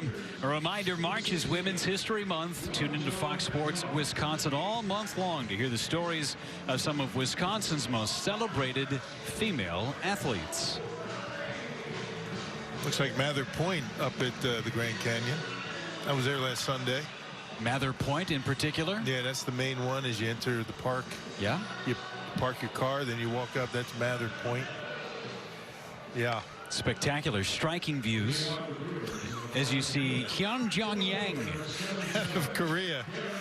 31 games. Well, you see last season. How about that? 11-10 record. A lot of base runners for Young. So Young coming over to play for the Texas Rangers. They'll have Garrett Mitchell to lead it off, and today's starting pitcher for the Brewers was Drew Rasmussen. Good numbers, another good outing for Drew. He is standing by with Sophia Minard in the Brewers dugout. Thanks, guys. Drew, your second appearance here in the Cactus League. It was 2 2/3 for you, the 3 strikeouts. Overall, just what feedback are you looking to get with your appearances here in spring training? You know, today we wanted to build a little bit of length. Holy cow, this kid's electric. We'll get to him in a minute. Yeah, he barrels everything. But, you know, we wanted to get a little bit of length, and we wanted 2+ just to get up for the 3rd inning. That gives me the ability to go either direction, long relief, or start if that's needed at some point. And I today just wanted to throw everything for a strike, and command pitches were in the zone, but command wasn't the most sharp of them, and ran into a couple barrels and 2 strike counts where we would like to avoid that, unfortunately. Drew, when you think about coming into camp this year, you made your major league debut last year in a crazy season for everyone, but you were able to make 12 relief appearances. What did that do for confidence and to help you prepare in the offseason coming in and just preparing to compete for a spot in that bullpen? Yeah, you know, I'd never pitched out of the bullpen, and so doing it in the big leagues is quite the experience. So just getting the confidence of getting big league hitters out in crucial parts of the game with the game on the line, it does nothing but boost confidence, just because, you know, now you know. Just looking back on some of my outings last year, I got some really good big league hitters out, and so now I'm, you know, it excites me, and it lights a fire under me to work in the off season, and now we're back out, and it's good to see fans, and that'll help add some excitement too. 21 strikeouts for you in those 12 relief appearances. What did you learn about how your stuff plays at the major league level? You know, professional baseball is a completely different game from amateur baseball, where you got to be able to throw the ball up in the zone, and that was something that I, you know, really needed to work on in 2019, and last year saw some success throwing strikes at the top of the zone and being able to expand off it, and so that was kind of one of the key working points this offseason. But, you know, the feedback last year that it does work is all I needed to see. How rewarding was it, Drew, just the experience last year to finally get that call to the big leagues, especially considering your path in professional baseball, the 2 Tommy Johns that you've had to overcome? I mean, how rewarding was that moment? And will this year almost feel like another debut, getting to pitch in front of fans, hopefully? Oh, yeah, 100%. You know, to see a childhood dream come true is quite the experience, and it was a ton of fun getting to pitch last year in the big leagues. But this year with fans, there will be a new energy in the ballpark, and so now having to really tame the emotions and do so with you know, thousands of people watching will be another life-changing experience, and I'm excited for it. Last one for you. We just had David Stearns on, and he said this pitching staff is the foundation and the strength of this team. How excited are you to be a part of this bullpen and just the different looks, the arm angles, just the funkiness of this group that you guys have? I mean, it's an honor. Getting to work with all the guys that are down there day in and day out, and we've got such a good group of guys, you know, first and foremost, not just baseball players, but good guys, which always makes it more enjoyable. But like I said, it's an honor to get to be down there with them. You can't really take anything for granted in this game, and so getting the opportunity to pitch with them is a blessing. All right, Drew, thanks for the time. We appreciate it. Yeah, thank you very much, guys. Our thanks to Drew Rasmussen and Sophia Minert chatting down in the Brewers dugout. He is just locked in. Yeah, you know, classy guy, too. You know, he says all the right things, and very appreciative of the opportunity the Brewers have given him. You know, last year, of course, he deserves, you know, to be in the spot that he's in. He pitched well. But it is a really good group of human beings on this Brewers roster. I mean, good guys through and through. And overcoming, as Sophia mentioned, what he has overcome, 2 Tommy John surgeries. Usually that was, okay, your second Tommy John surgery, you got no chance to come back. Now people are doing it. And he is living proof. 2-2 to Garcia. Line drive and caught by Brock Holt. Tried to frame it up as a strike. Well struck by Abisail Garcia, but it's a 1-2-3 inning. Base hit by Garrett Mitchell. Nothing else. 3-3 game heading to the 6th. Here in West Phoenix, hey, Brewers fans, suit up for a brand new season at MLBshop.com. Check out the new 2021 gear and shop the largest selection of official caps, T-shirts, hoodies, collectibles, and more. Gear up with the Brewers at MLBshop.com. Hoodies, that's a big deal today. I bet they're selling a lot of them. They are. That and some blankets and ponchos. Not that there's a lot of rain, but just in case. All that great Brewers gear available at the team store here in Arizona and at American Family Field back in Milwaukee. First pitch from the left-hander Blaine Hardy is a strike over the outside corner. Blaine Hardy, last time he worked in the big leagues was in 19 with Detroit. Yeah, well, he spent a lot of time with the Tigers. His first year with the Tigers was way back in 2014. Softly to center, and that'll dunk in for a base hit in front of Tyrone Taylor, who takes over for Jackie Bradley Jr. defensively.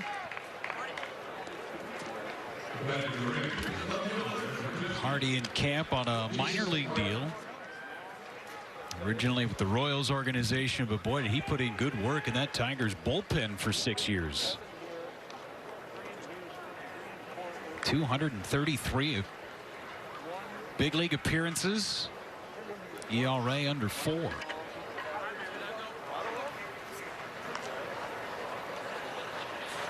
Ground ball back to Hardy. 1, 2. Pitcher's best friend. Yeah, Hardy likes that changeup. Changeup, slider. A lot of those pitches. Well, he uses the fastball when he feels like he has to. Fields his position well. Takes his time, throws a strike to second. Well, maybe not a strike, but close enough. A strip ball. Good enough to turn the double play. Freddie Zamora, who's in it short, making that nice play. All kinds of defensive changes for the Brewers. Robertson still in there to get another AB, and Pablo Reyes too, as Hardy finds a strike zone on Drew Butera, his former catching mate. There's that changeup, just missed. It's a good pitch for him.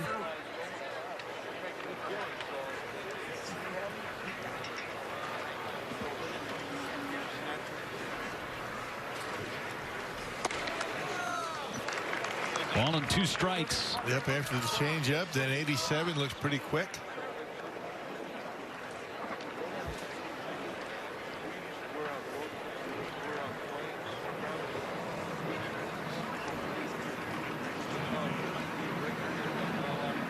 Hardy trying to get out of this inning real quick. 6 pitches. He's already got 2 outs. Double play ball.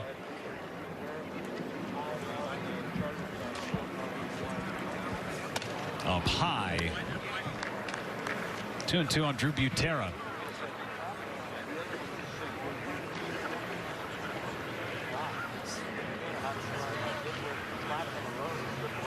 Two fouled away. Sometimes hard to stay back on this guy. Change up, sliders, curveballs. Zach Green, new first baseman for the Brewers, taking over for Daniel Vogelback. Zamora, who made that nice turn on the double play at short. Tyrone Taylor in center field, and Mr. Home Run hitter yesterday, Dylan Cousins. This is outside, 3-2. I asked you if that ball had landed yet, the one that he hit. Yeah, that Sloan Park, that ball up over the hill, up on the walkway out there, and I think it took somebody out waiting in line to buy a hamburger. That was a bomb. 3-2, reached out, poked foul. This is the Dylan Cousins home run from yesterday. Watch where this thing lands. Yeah, that's all him. Up over the hill on the walkway. Check it out. Look at that. Right off the concession stand. Goodness. Right fielder really gave that one an effort. It was over his head by about 200 feet. Fouled off the mask of Peyton Henry behind the plate. Good-looking hitters in this Brewers camp. I'll tell you, Garrett Mitchell. I mean, Sophia was interviewing Rasmussen. I mean, how about that line drive up the middle against the lefty? He is he's opening up some eyes, that kid. Homered back in the 3rd inning, and then a bullet back up the middle. Drew Rasmussen said it in the middle of his sentence. He's electric. Yeah, he really is. Swing and a miss. Blaine Hardy. The unconventional 1-2-3 inning. Bottom of the 6th is next. It's 3-3. Foundation serves as the charitable arm of the Milwaukee Brewers. Its investors, sponsors, fans, players, wives, and front office staff have all rolled up their sleeves to improve the quality of life in our community. BCF extends financial support and leadership to nonprofits that provide quality programming in the areas of health, education, recreation, and basic needs. When we all play on the same team, everybody wins. Zach Green leads it off against Young. Takes up and away for ball 1. This 3-3 game between the Brewers and the Texas Rangers. We are slated for a 7-inning contest today. Green towards right. Long run for White. Nearing the line and makes the catch for out number 1, and standing by with Sophia Minard in the Brewers dugout is Daniel Robertson.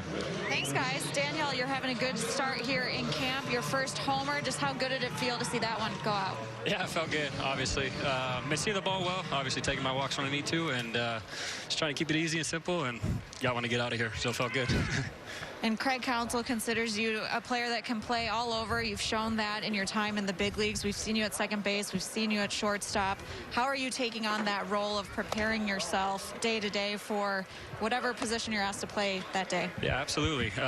Take pride in it. Done it throughout my career, so obviously it's an asset to a team, and just it's all about getting your reps at each position. You know, taking fly balls in the outfield, making sure.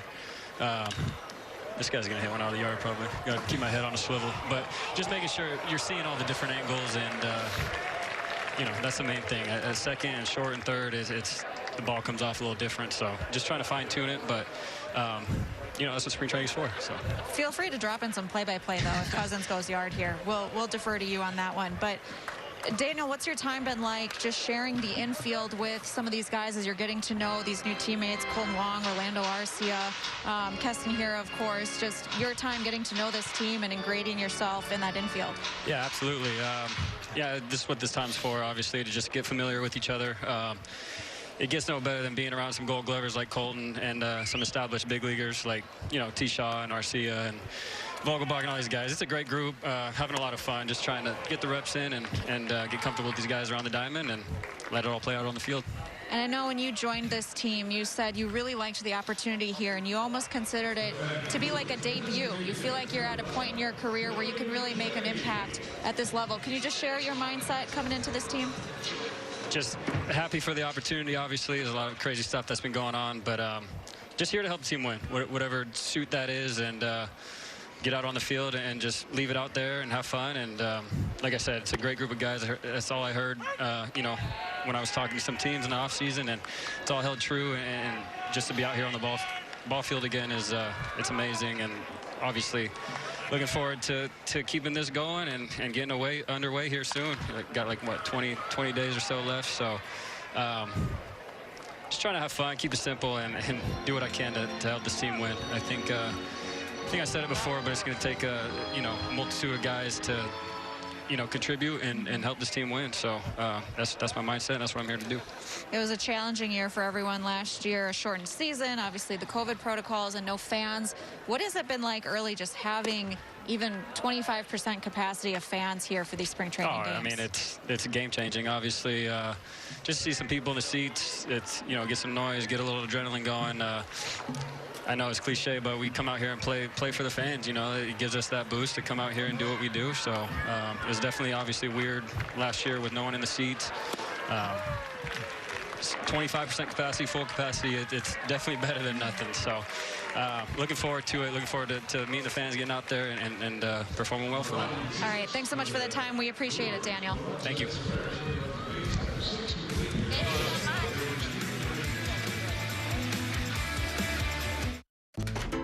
And may not be reproduced or retransmitted in any form. The accounts and descriptions of this game may not be disseminated without the express written consent of the Milwaukee Brewers. It's a 3-3 game as we've reached the 7th. Remember, we're only playing 7 innings.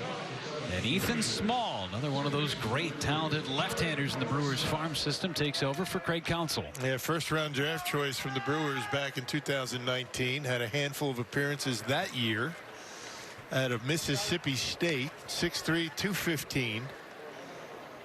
You see what he was able to do, as we were talking about. 7 appearances, really good earned run average at .86. A sub-1 ERA. I don't care where you're pitching, but that's pretty good. First pitch, a firm strike on the outside corner, and it's 0-1. Small last worked against Cleveland back on the 4th. It's been a while since he's pitched in a big league game. Pitched a handful of times in those side contests. Giving up a run in 2 innings of work. And another one of those guys like Aaron Ashby, Rock, where he varies his leg kicks.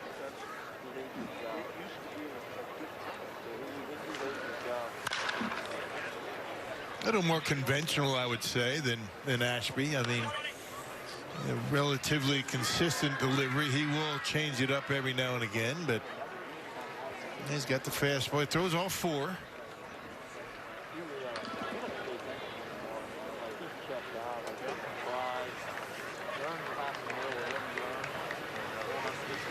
One-two to Culberson. Slight hesitation and a line shot down the right field line. Long run. Cousins dives. It's under his glove. Extra base is for Charlie Culberson. He's going to end up at least at third. And there he stands with a leadoff triple. Yeah, once the ball gets by an outfielder down there, that's going to be a sure triple. It's pretty deep out there. 364 down the straightaway right down the line,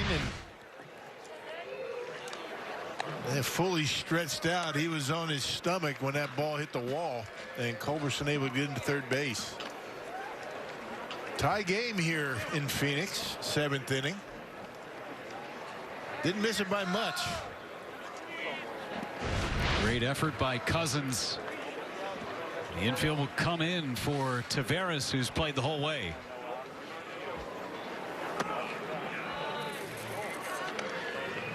So both the prize left-handers in the Brewers farm system on the hill, Ashby and Small, pitching with some adversity behind them.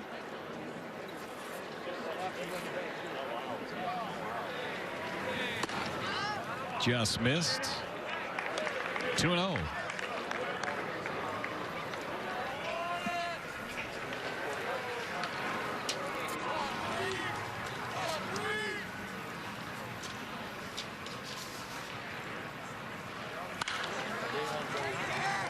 Back in the at-bat is Ethan Small. 2 balls and 1 strike on Taveras. Pretty average fastball. It doesn't have the big velocity. 90-94 with the fastball. At time, Taveras a little behind it.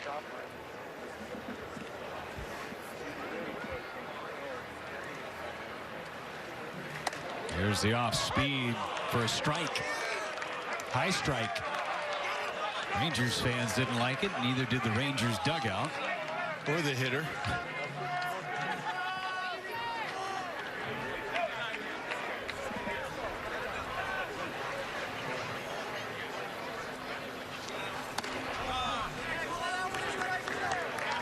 Full count, 3-2.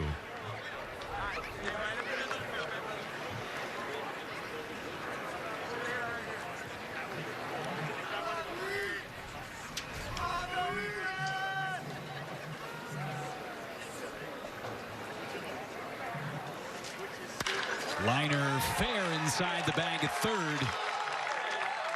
Culberson scores. Taveras into second with his second double of the game. Yeah, sliced that one pretty well. Fastball sliced it inside the first baseline, and pretty good piece of hitting by Taveras. Supposed to be inside, left it out over the plate. Yeah, that's what normally happens. Misses spot. Looked like Taveras was thinking opposite field the whole way. He did that back in the third inning, but it was from the left side of the plate, remember. Hit a line drive down the left field line for a double. Now he does it from the right side of the plate. Gives the Rangers the lead at 4-3. Now to Shields. 0 for 2 with a walk. DeShields lays down the bunt. They had the runner locked in between second and third. They got the out at first base, and Taveras had to hold, I should say, at second. Yeah, I think if he throws his second base, they might have him in a pickle. But take the sure out. Hey, check it out. Not a very good bunt. Looked like he was bunting for a base hit. And not able to get the job done. I think he was trying to get the guy over to third base, but not able to do it. So now it's Brock Holt. 0 for 2 with a walk. There goes the runner from third. Throw from Peyton Henry. Not in time. Taveras steals third base. Just made up for his. So much for the bunt. Yep, exactly right. He got a huge jump on Ethan Small. I forgot all about him. Nobody holding him on. Check out how long it takes for the umpire to call him save. He's looking for the baseball. Calls him save. I thought he was going to ring him up. And Taveras shaken up a little bit down the third baseline. I'm not sure what Kerwin Danley was waiting for there. I was going to say that's Kerwin Danley down at third base. But normally when they're going to take that much time, they're waiting to see if the ball's still in the glove. Saw the ball was not dropped, but still called him safe.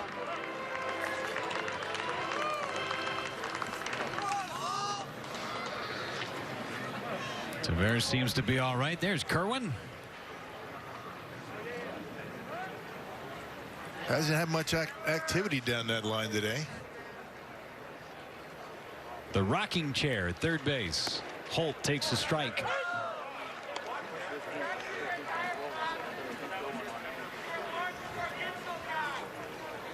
You know the rotation: home plate, third base, second base, first base. For the umpires. Build up your activity level as the days progress. Right. Then you work at first base, then you have the plate. That's your day as an umpire. Guys love that, having the plate. It's dish day. Yeah. Strap it on. It's your game.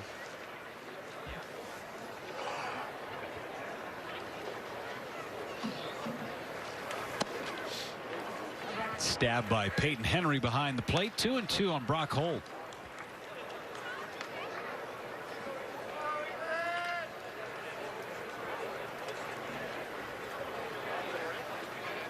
Sellout crowd today at American Family Fields of Phoenix, 2,275. Tapped up the third baseline. Is it going to stay fair? It will not. Give the assist to Matt Ramirez and the grounds crew for letting that one roll foul. Yeah, good job by Green to let that one go. No chance you're going to have a play at first base. The only chance is let it go foul. It did. Little cue shot off the end of the bat. And once that baseball leaves the grass, you knew it was going to be foul.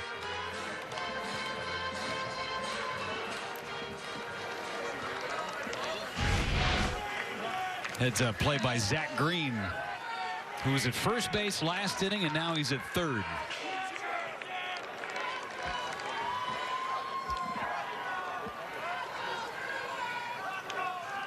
Two again. Check swing. No appeal. 3 balls and 2 strikes. Another good stop by Peyton Henry. I tell you, the Brewers are in really good shape with their catching department defensively. Yeah. Yep. Yeah, good block. Another good block.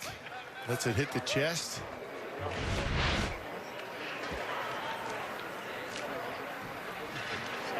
Three-two inside, and Brock Holt draws a walk. Runners on the corners. For Curtis Terry, who's had a good day at the plate, 2 for 3, 2-run double. He's been a tough out all day. Chris Hook is going to make his way out to the mound and chat with Ethan Small. Last time Small worked, he ran into some command issues against Cleveland, walked a couple of batters. As the Brewers get their bullpen going.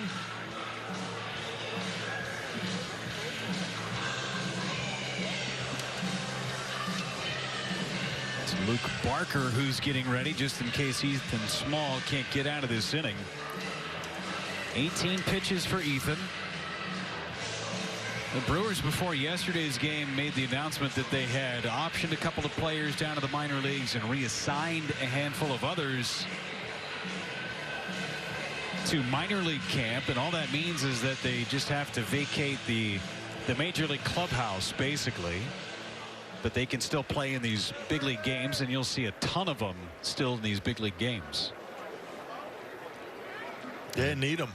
I mean, all spring, you know, guys are going to play too many full games.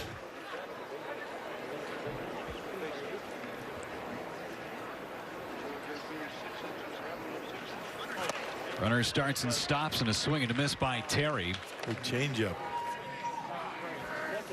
With minor league camp not opening until the Brewers leave to go to Texas, in essence, for these exhibition games in the regular season. The guys that were reassigned to minor league camp basically just have the clubhouse to themselves. They come over for games.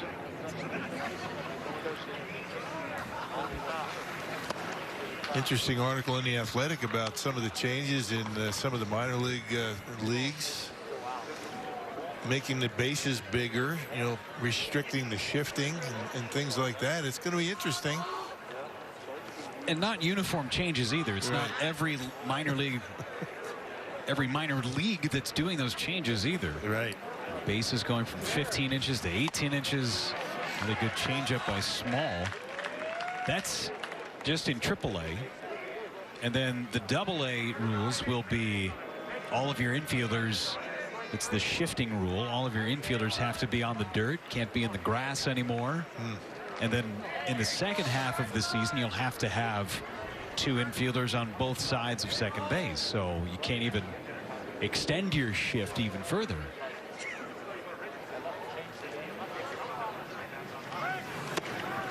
What do you got on that? I don't mind the shift rule.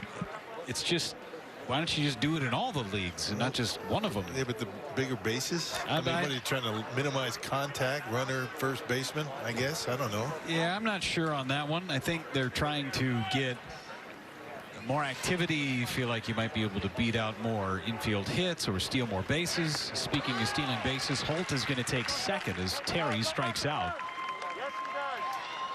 Second and third, 2 outs for Eli White, and this is the changeup from Ethan Small. Yeah, gets him on strikes. He was on one knee, so decided just to hold on to it. And Craig Counsell is going to go and take the ball from Ethan Small. 23 pitches on his ledger today. We'll be back in just a moment. More out of Pitcher on for the Brewers, taking over for Ethan Small. It's right-hander Zach Venaro. Hey, you see his numbers from a couple of years ago. Pretty good numbers at 386 earned run average, 21 games. 35 punch outs and 9 walks. Big dude. Big right-hander. 6'6", 220. Out of the University of Mount Olive in North Carolina.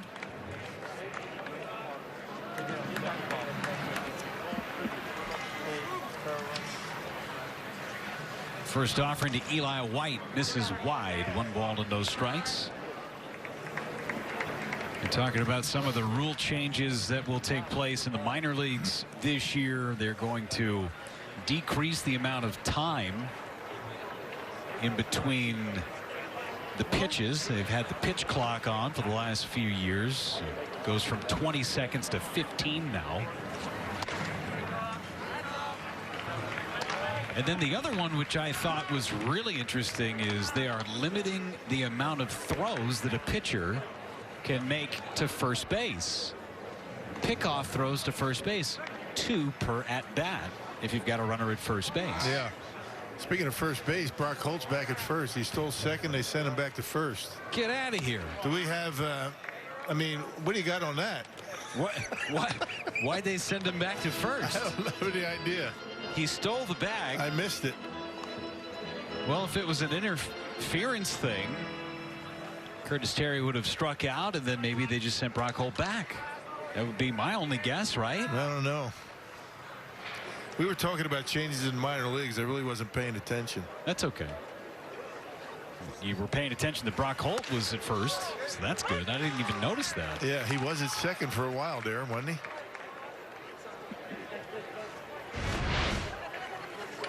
So here's the strikeout. He takes off, and he's at second base. Yeah, remember, Henry was on one knee. He caught the baseball. He got the strikeout. He didn't throw it. Now they're sending him back. Looked like he just went back on his own. 3-1 is outside. The bases are loaded. So now he's at second base with no steal. Huh. This is Ibanez. Venaro comes in and issues the walk. Ibanez has been on every time he's coming to the plate. 2 singles and a walk.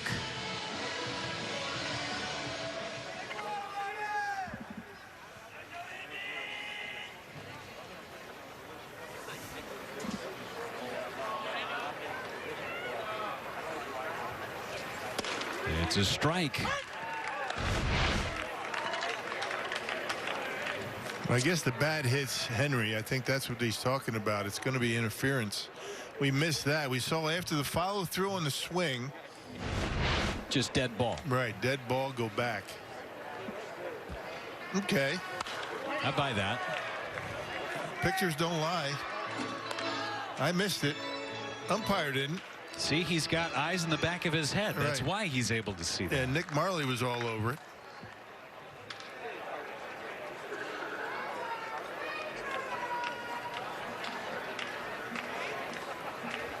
Bases full of Rangers for Ibanez. 0-2. And now time is called and granted.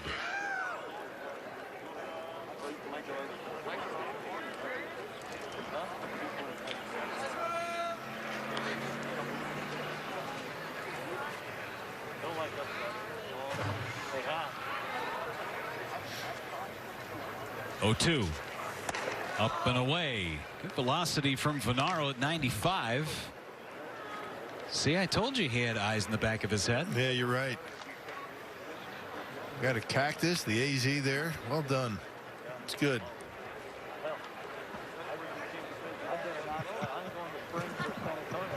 It's a good looking logo. I like it. Yeah. To right. Coming on. Cousins makes the catch knee high. Rangers get a run, but they leave them loaded. Last chance for the Brewers as we go to the bottom of the 7th inning. Cousins missed the first one of the inning. Didn't miss this one. Nice play. Fans enjoying the 7th inning stretch today. Bottom of the last inning, we're only playing 7. Rangers lead at 4-3. Today is the last day where you have the option to play between 5 and 7 innings. Starting tomorrow, it's all between 7 and 9. Okay. Got the option to play 7. Brewers haven't played 5 innings, though. Never did play 5. First game 6. First game was 6. That was the least. This is Brett DeGus in for the Texas Rangers. Yeah, split time in 2019 between Great Lakes and Rancho Cucamonga. What is their nickname? The Quakes. The Quakes. I knew you'd know. It's my former employer. I was there for 3 years. There you go. Good numbers. 175 his earned run average between 2 leagues and A-ball. Dodgers organization.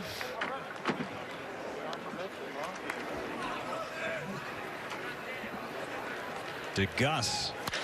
This one's ripped into right center by Dustin Peterson. Extra bases for the Brewers' first baseman. Leadoff double. That's a tying run.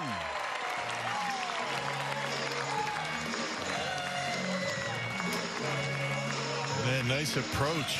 I mean, let that ball travel a little bit.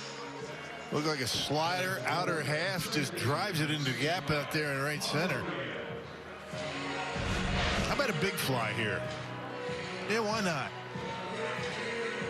Pablo Reyes has got it in him. He's homered this spring. Did that in Peoria against the Padres last week. Getting a cool 400 coming into the game today for Pablo. He's 0 for 2. He's grounded out and flied to center.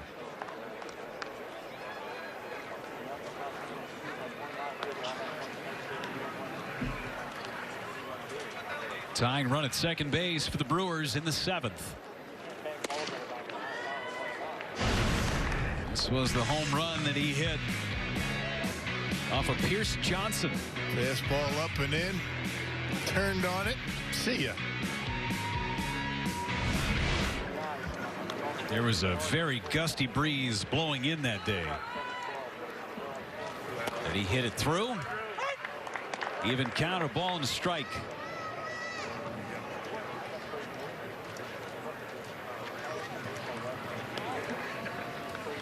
These Rangers players have gone the distance. Very limited travel roster for the Rangers coming from Surprise. Just bringing a couple of extra pitchers. Count in Reyes' favor, 2-1. Seen a lot more of that this spring with no split squads. Not as many players available.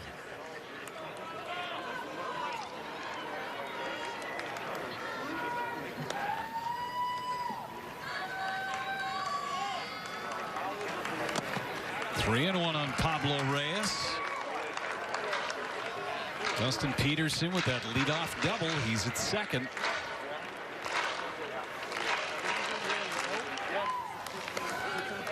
Speaking of Peoria, the Brewers will be there tomorrow taking on the Seattle Mariners for the first time. And then right back here to Maryvale for Monday's tussle.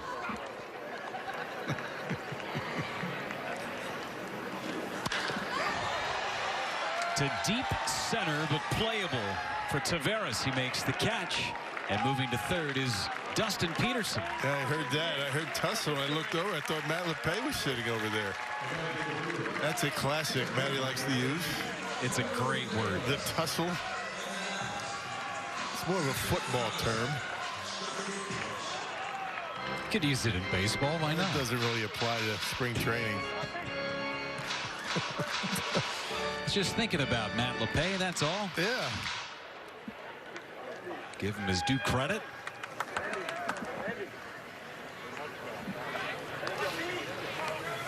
Tyrone Taylor in field at medium depth. And Taylor took a strike. Good breaking ball from DeGus. Taylor's first at bat today came in for Jackie Bradley Jr. in center field.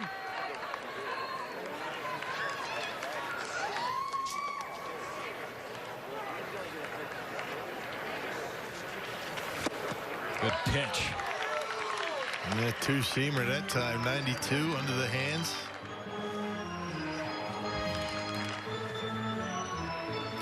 Time to battle for Tyrone Taylor. Garrett Mitchell on deck, who's played the whole way for the Brewers. Going back down and in. Fly ball center field. That should be deep enough to score. Peterson making the catch. Taveras. Here comes the throw home. It's not in time, and we're tied 4-4. That's a good adjustment by Tyrone Taylor. Pretty much the same pitch. That last one might have been up a little bit more, but the two-seamer down and in. He was waiting for it that time and able to hit it deep enough to tie the game. Try to do the same thing down and in. This one up just enough for Taylor to be able to get enough of it. He's driving the run. Good piece of hitting from Tyrone Taylor. Talking with Zach Green. You saw Zach Green go, yeah, look at that sinker diving in on your hands. Here's Mitchell, 2 for 2, a homer and a single. Just walk it off. Here we go. Mitchell has had an unbelievable spring. Yeah, his at-bats have been really good. 7 out of 13 now. And he's ahead 2-0.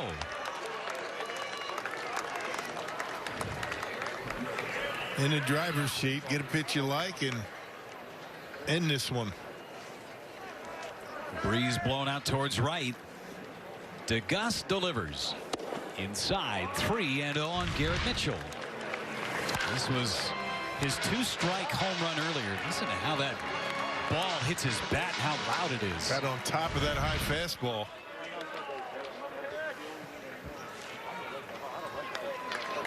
Three 3-0, swinging away here. Oh, yeah. He did. He tried to end it. Slider. He knew it.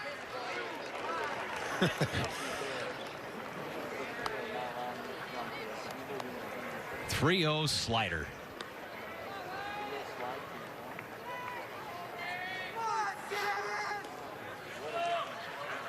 What's DeGus come back with here? 3-1. Came back with a slider.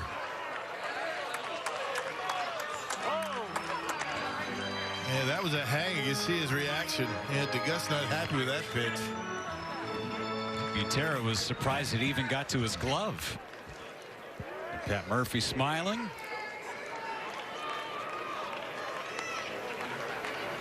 All right, 3 balls, 2 strikes with 2 outs. Slider again. Check swing, that'll appeal. Didn't go, said Kerwin Danley. Yeah, good lay off that pitch. That more the curveball that time. Had a big break to it.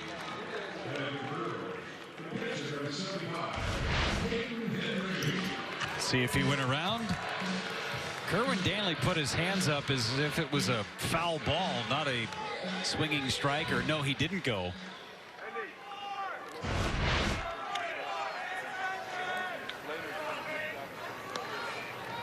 Well, now it's up to Peyton Henry. Winning run at first. Up and in.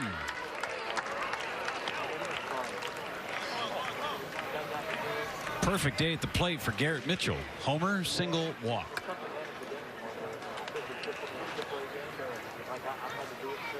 First at bat for Peyton Henry.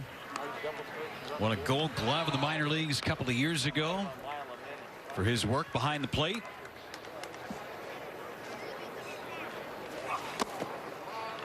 Sun starting to poke its way through the cloud cover that is blanketed American Family Fields of Phoenix for the majority of the day. Clouds don't last too long around here. Couldn't believe the amount of rain that they had in the valley yesterday, and even this morning on the east side. It'll green the desert up a bit.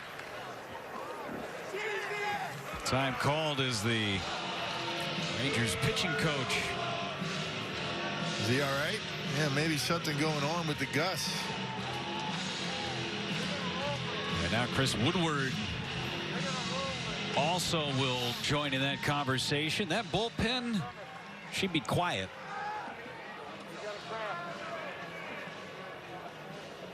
I think he's hurt. He's holding on to his stomach area. It looks as though they don't have anybody to pitch, though. What happens? I think that means that we're going to roll the inning. And if we roll the inning, that means we tie. That's it. And that's okay. Ties are okay in spring training. Brewers fans are not super enthused about it, but that's the way this one's going to end. 4-4 our final. Slightly anticlimactic as the sun is poking through, but Rock, a lot of good things out of the Brewers today, especially Garrett Mitchell and Drew Rasmussen. Yeah, I'll tell you, Rasmussen looked good, and it looks like he's going to be able to go between rotation and bullpen. Garrett Mitchell, every time you see this guy, you like him even more. I mean, defensively, he can run and really can swing the bat. I mean, he's got a good idea at the plate. Well, the Brewers and Rangers play to a 4-4 tie here at American Family Fields of Phoenix. We'll be back on television for you on Monday against the San Diego Padres. Brett Anderson against Blake Snell. Boy, Garrett Mitchell was so good today on base all 3 times. For our entire crew, for Bill Schroeder and Sophia Minner, I'm Jeff Levering saying so long from Maryvale. Again, your final 4-4 Brewers and Rangers.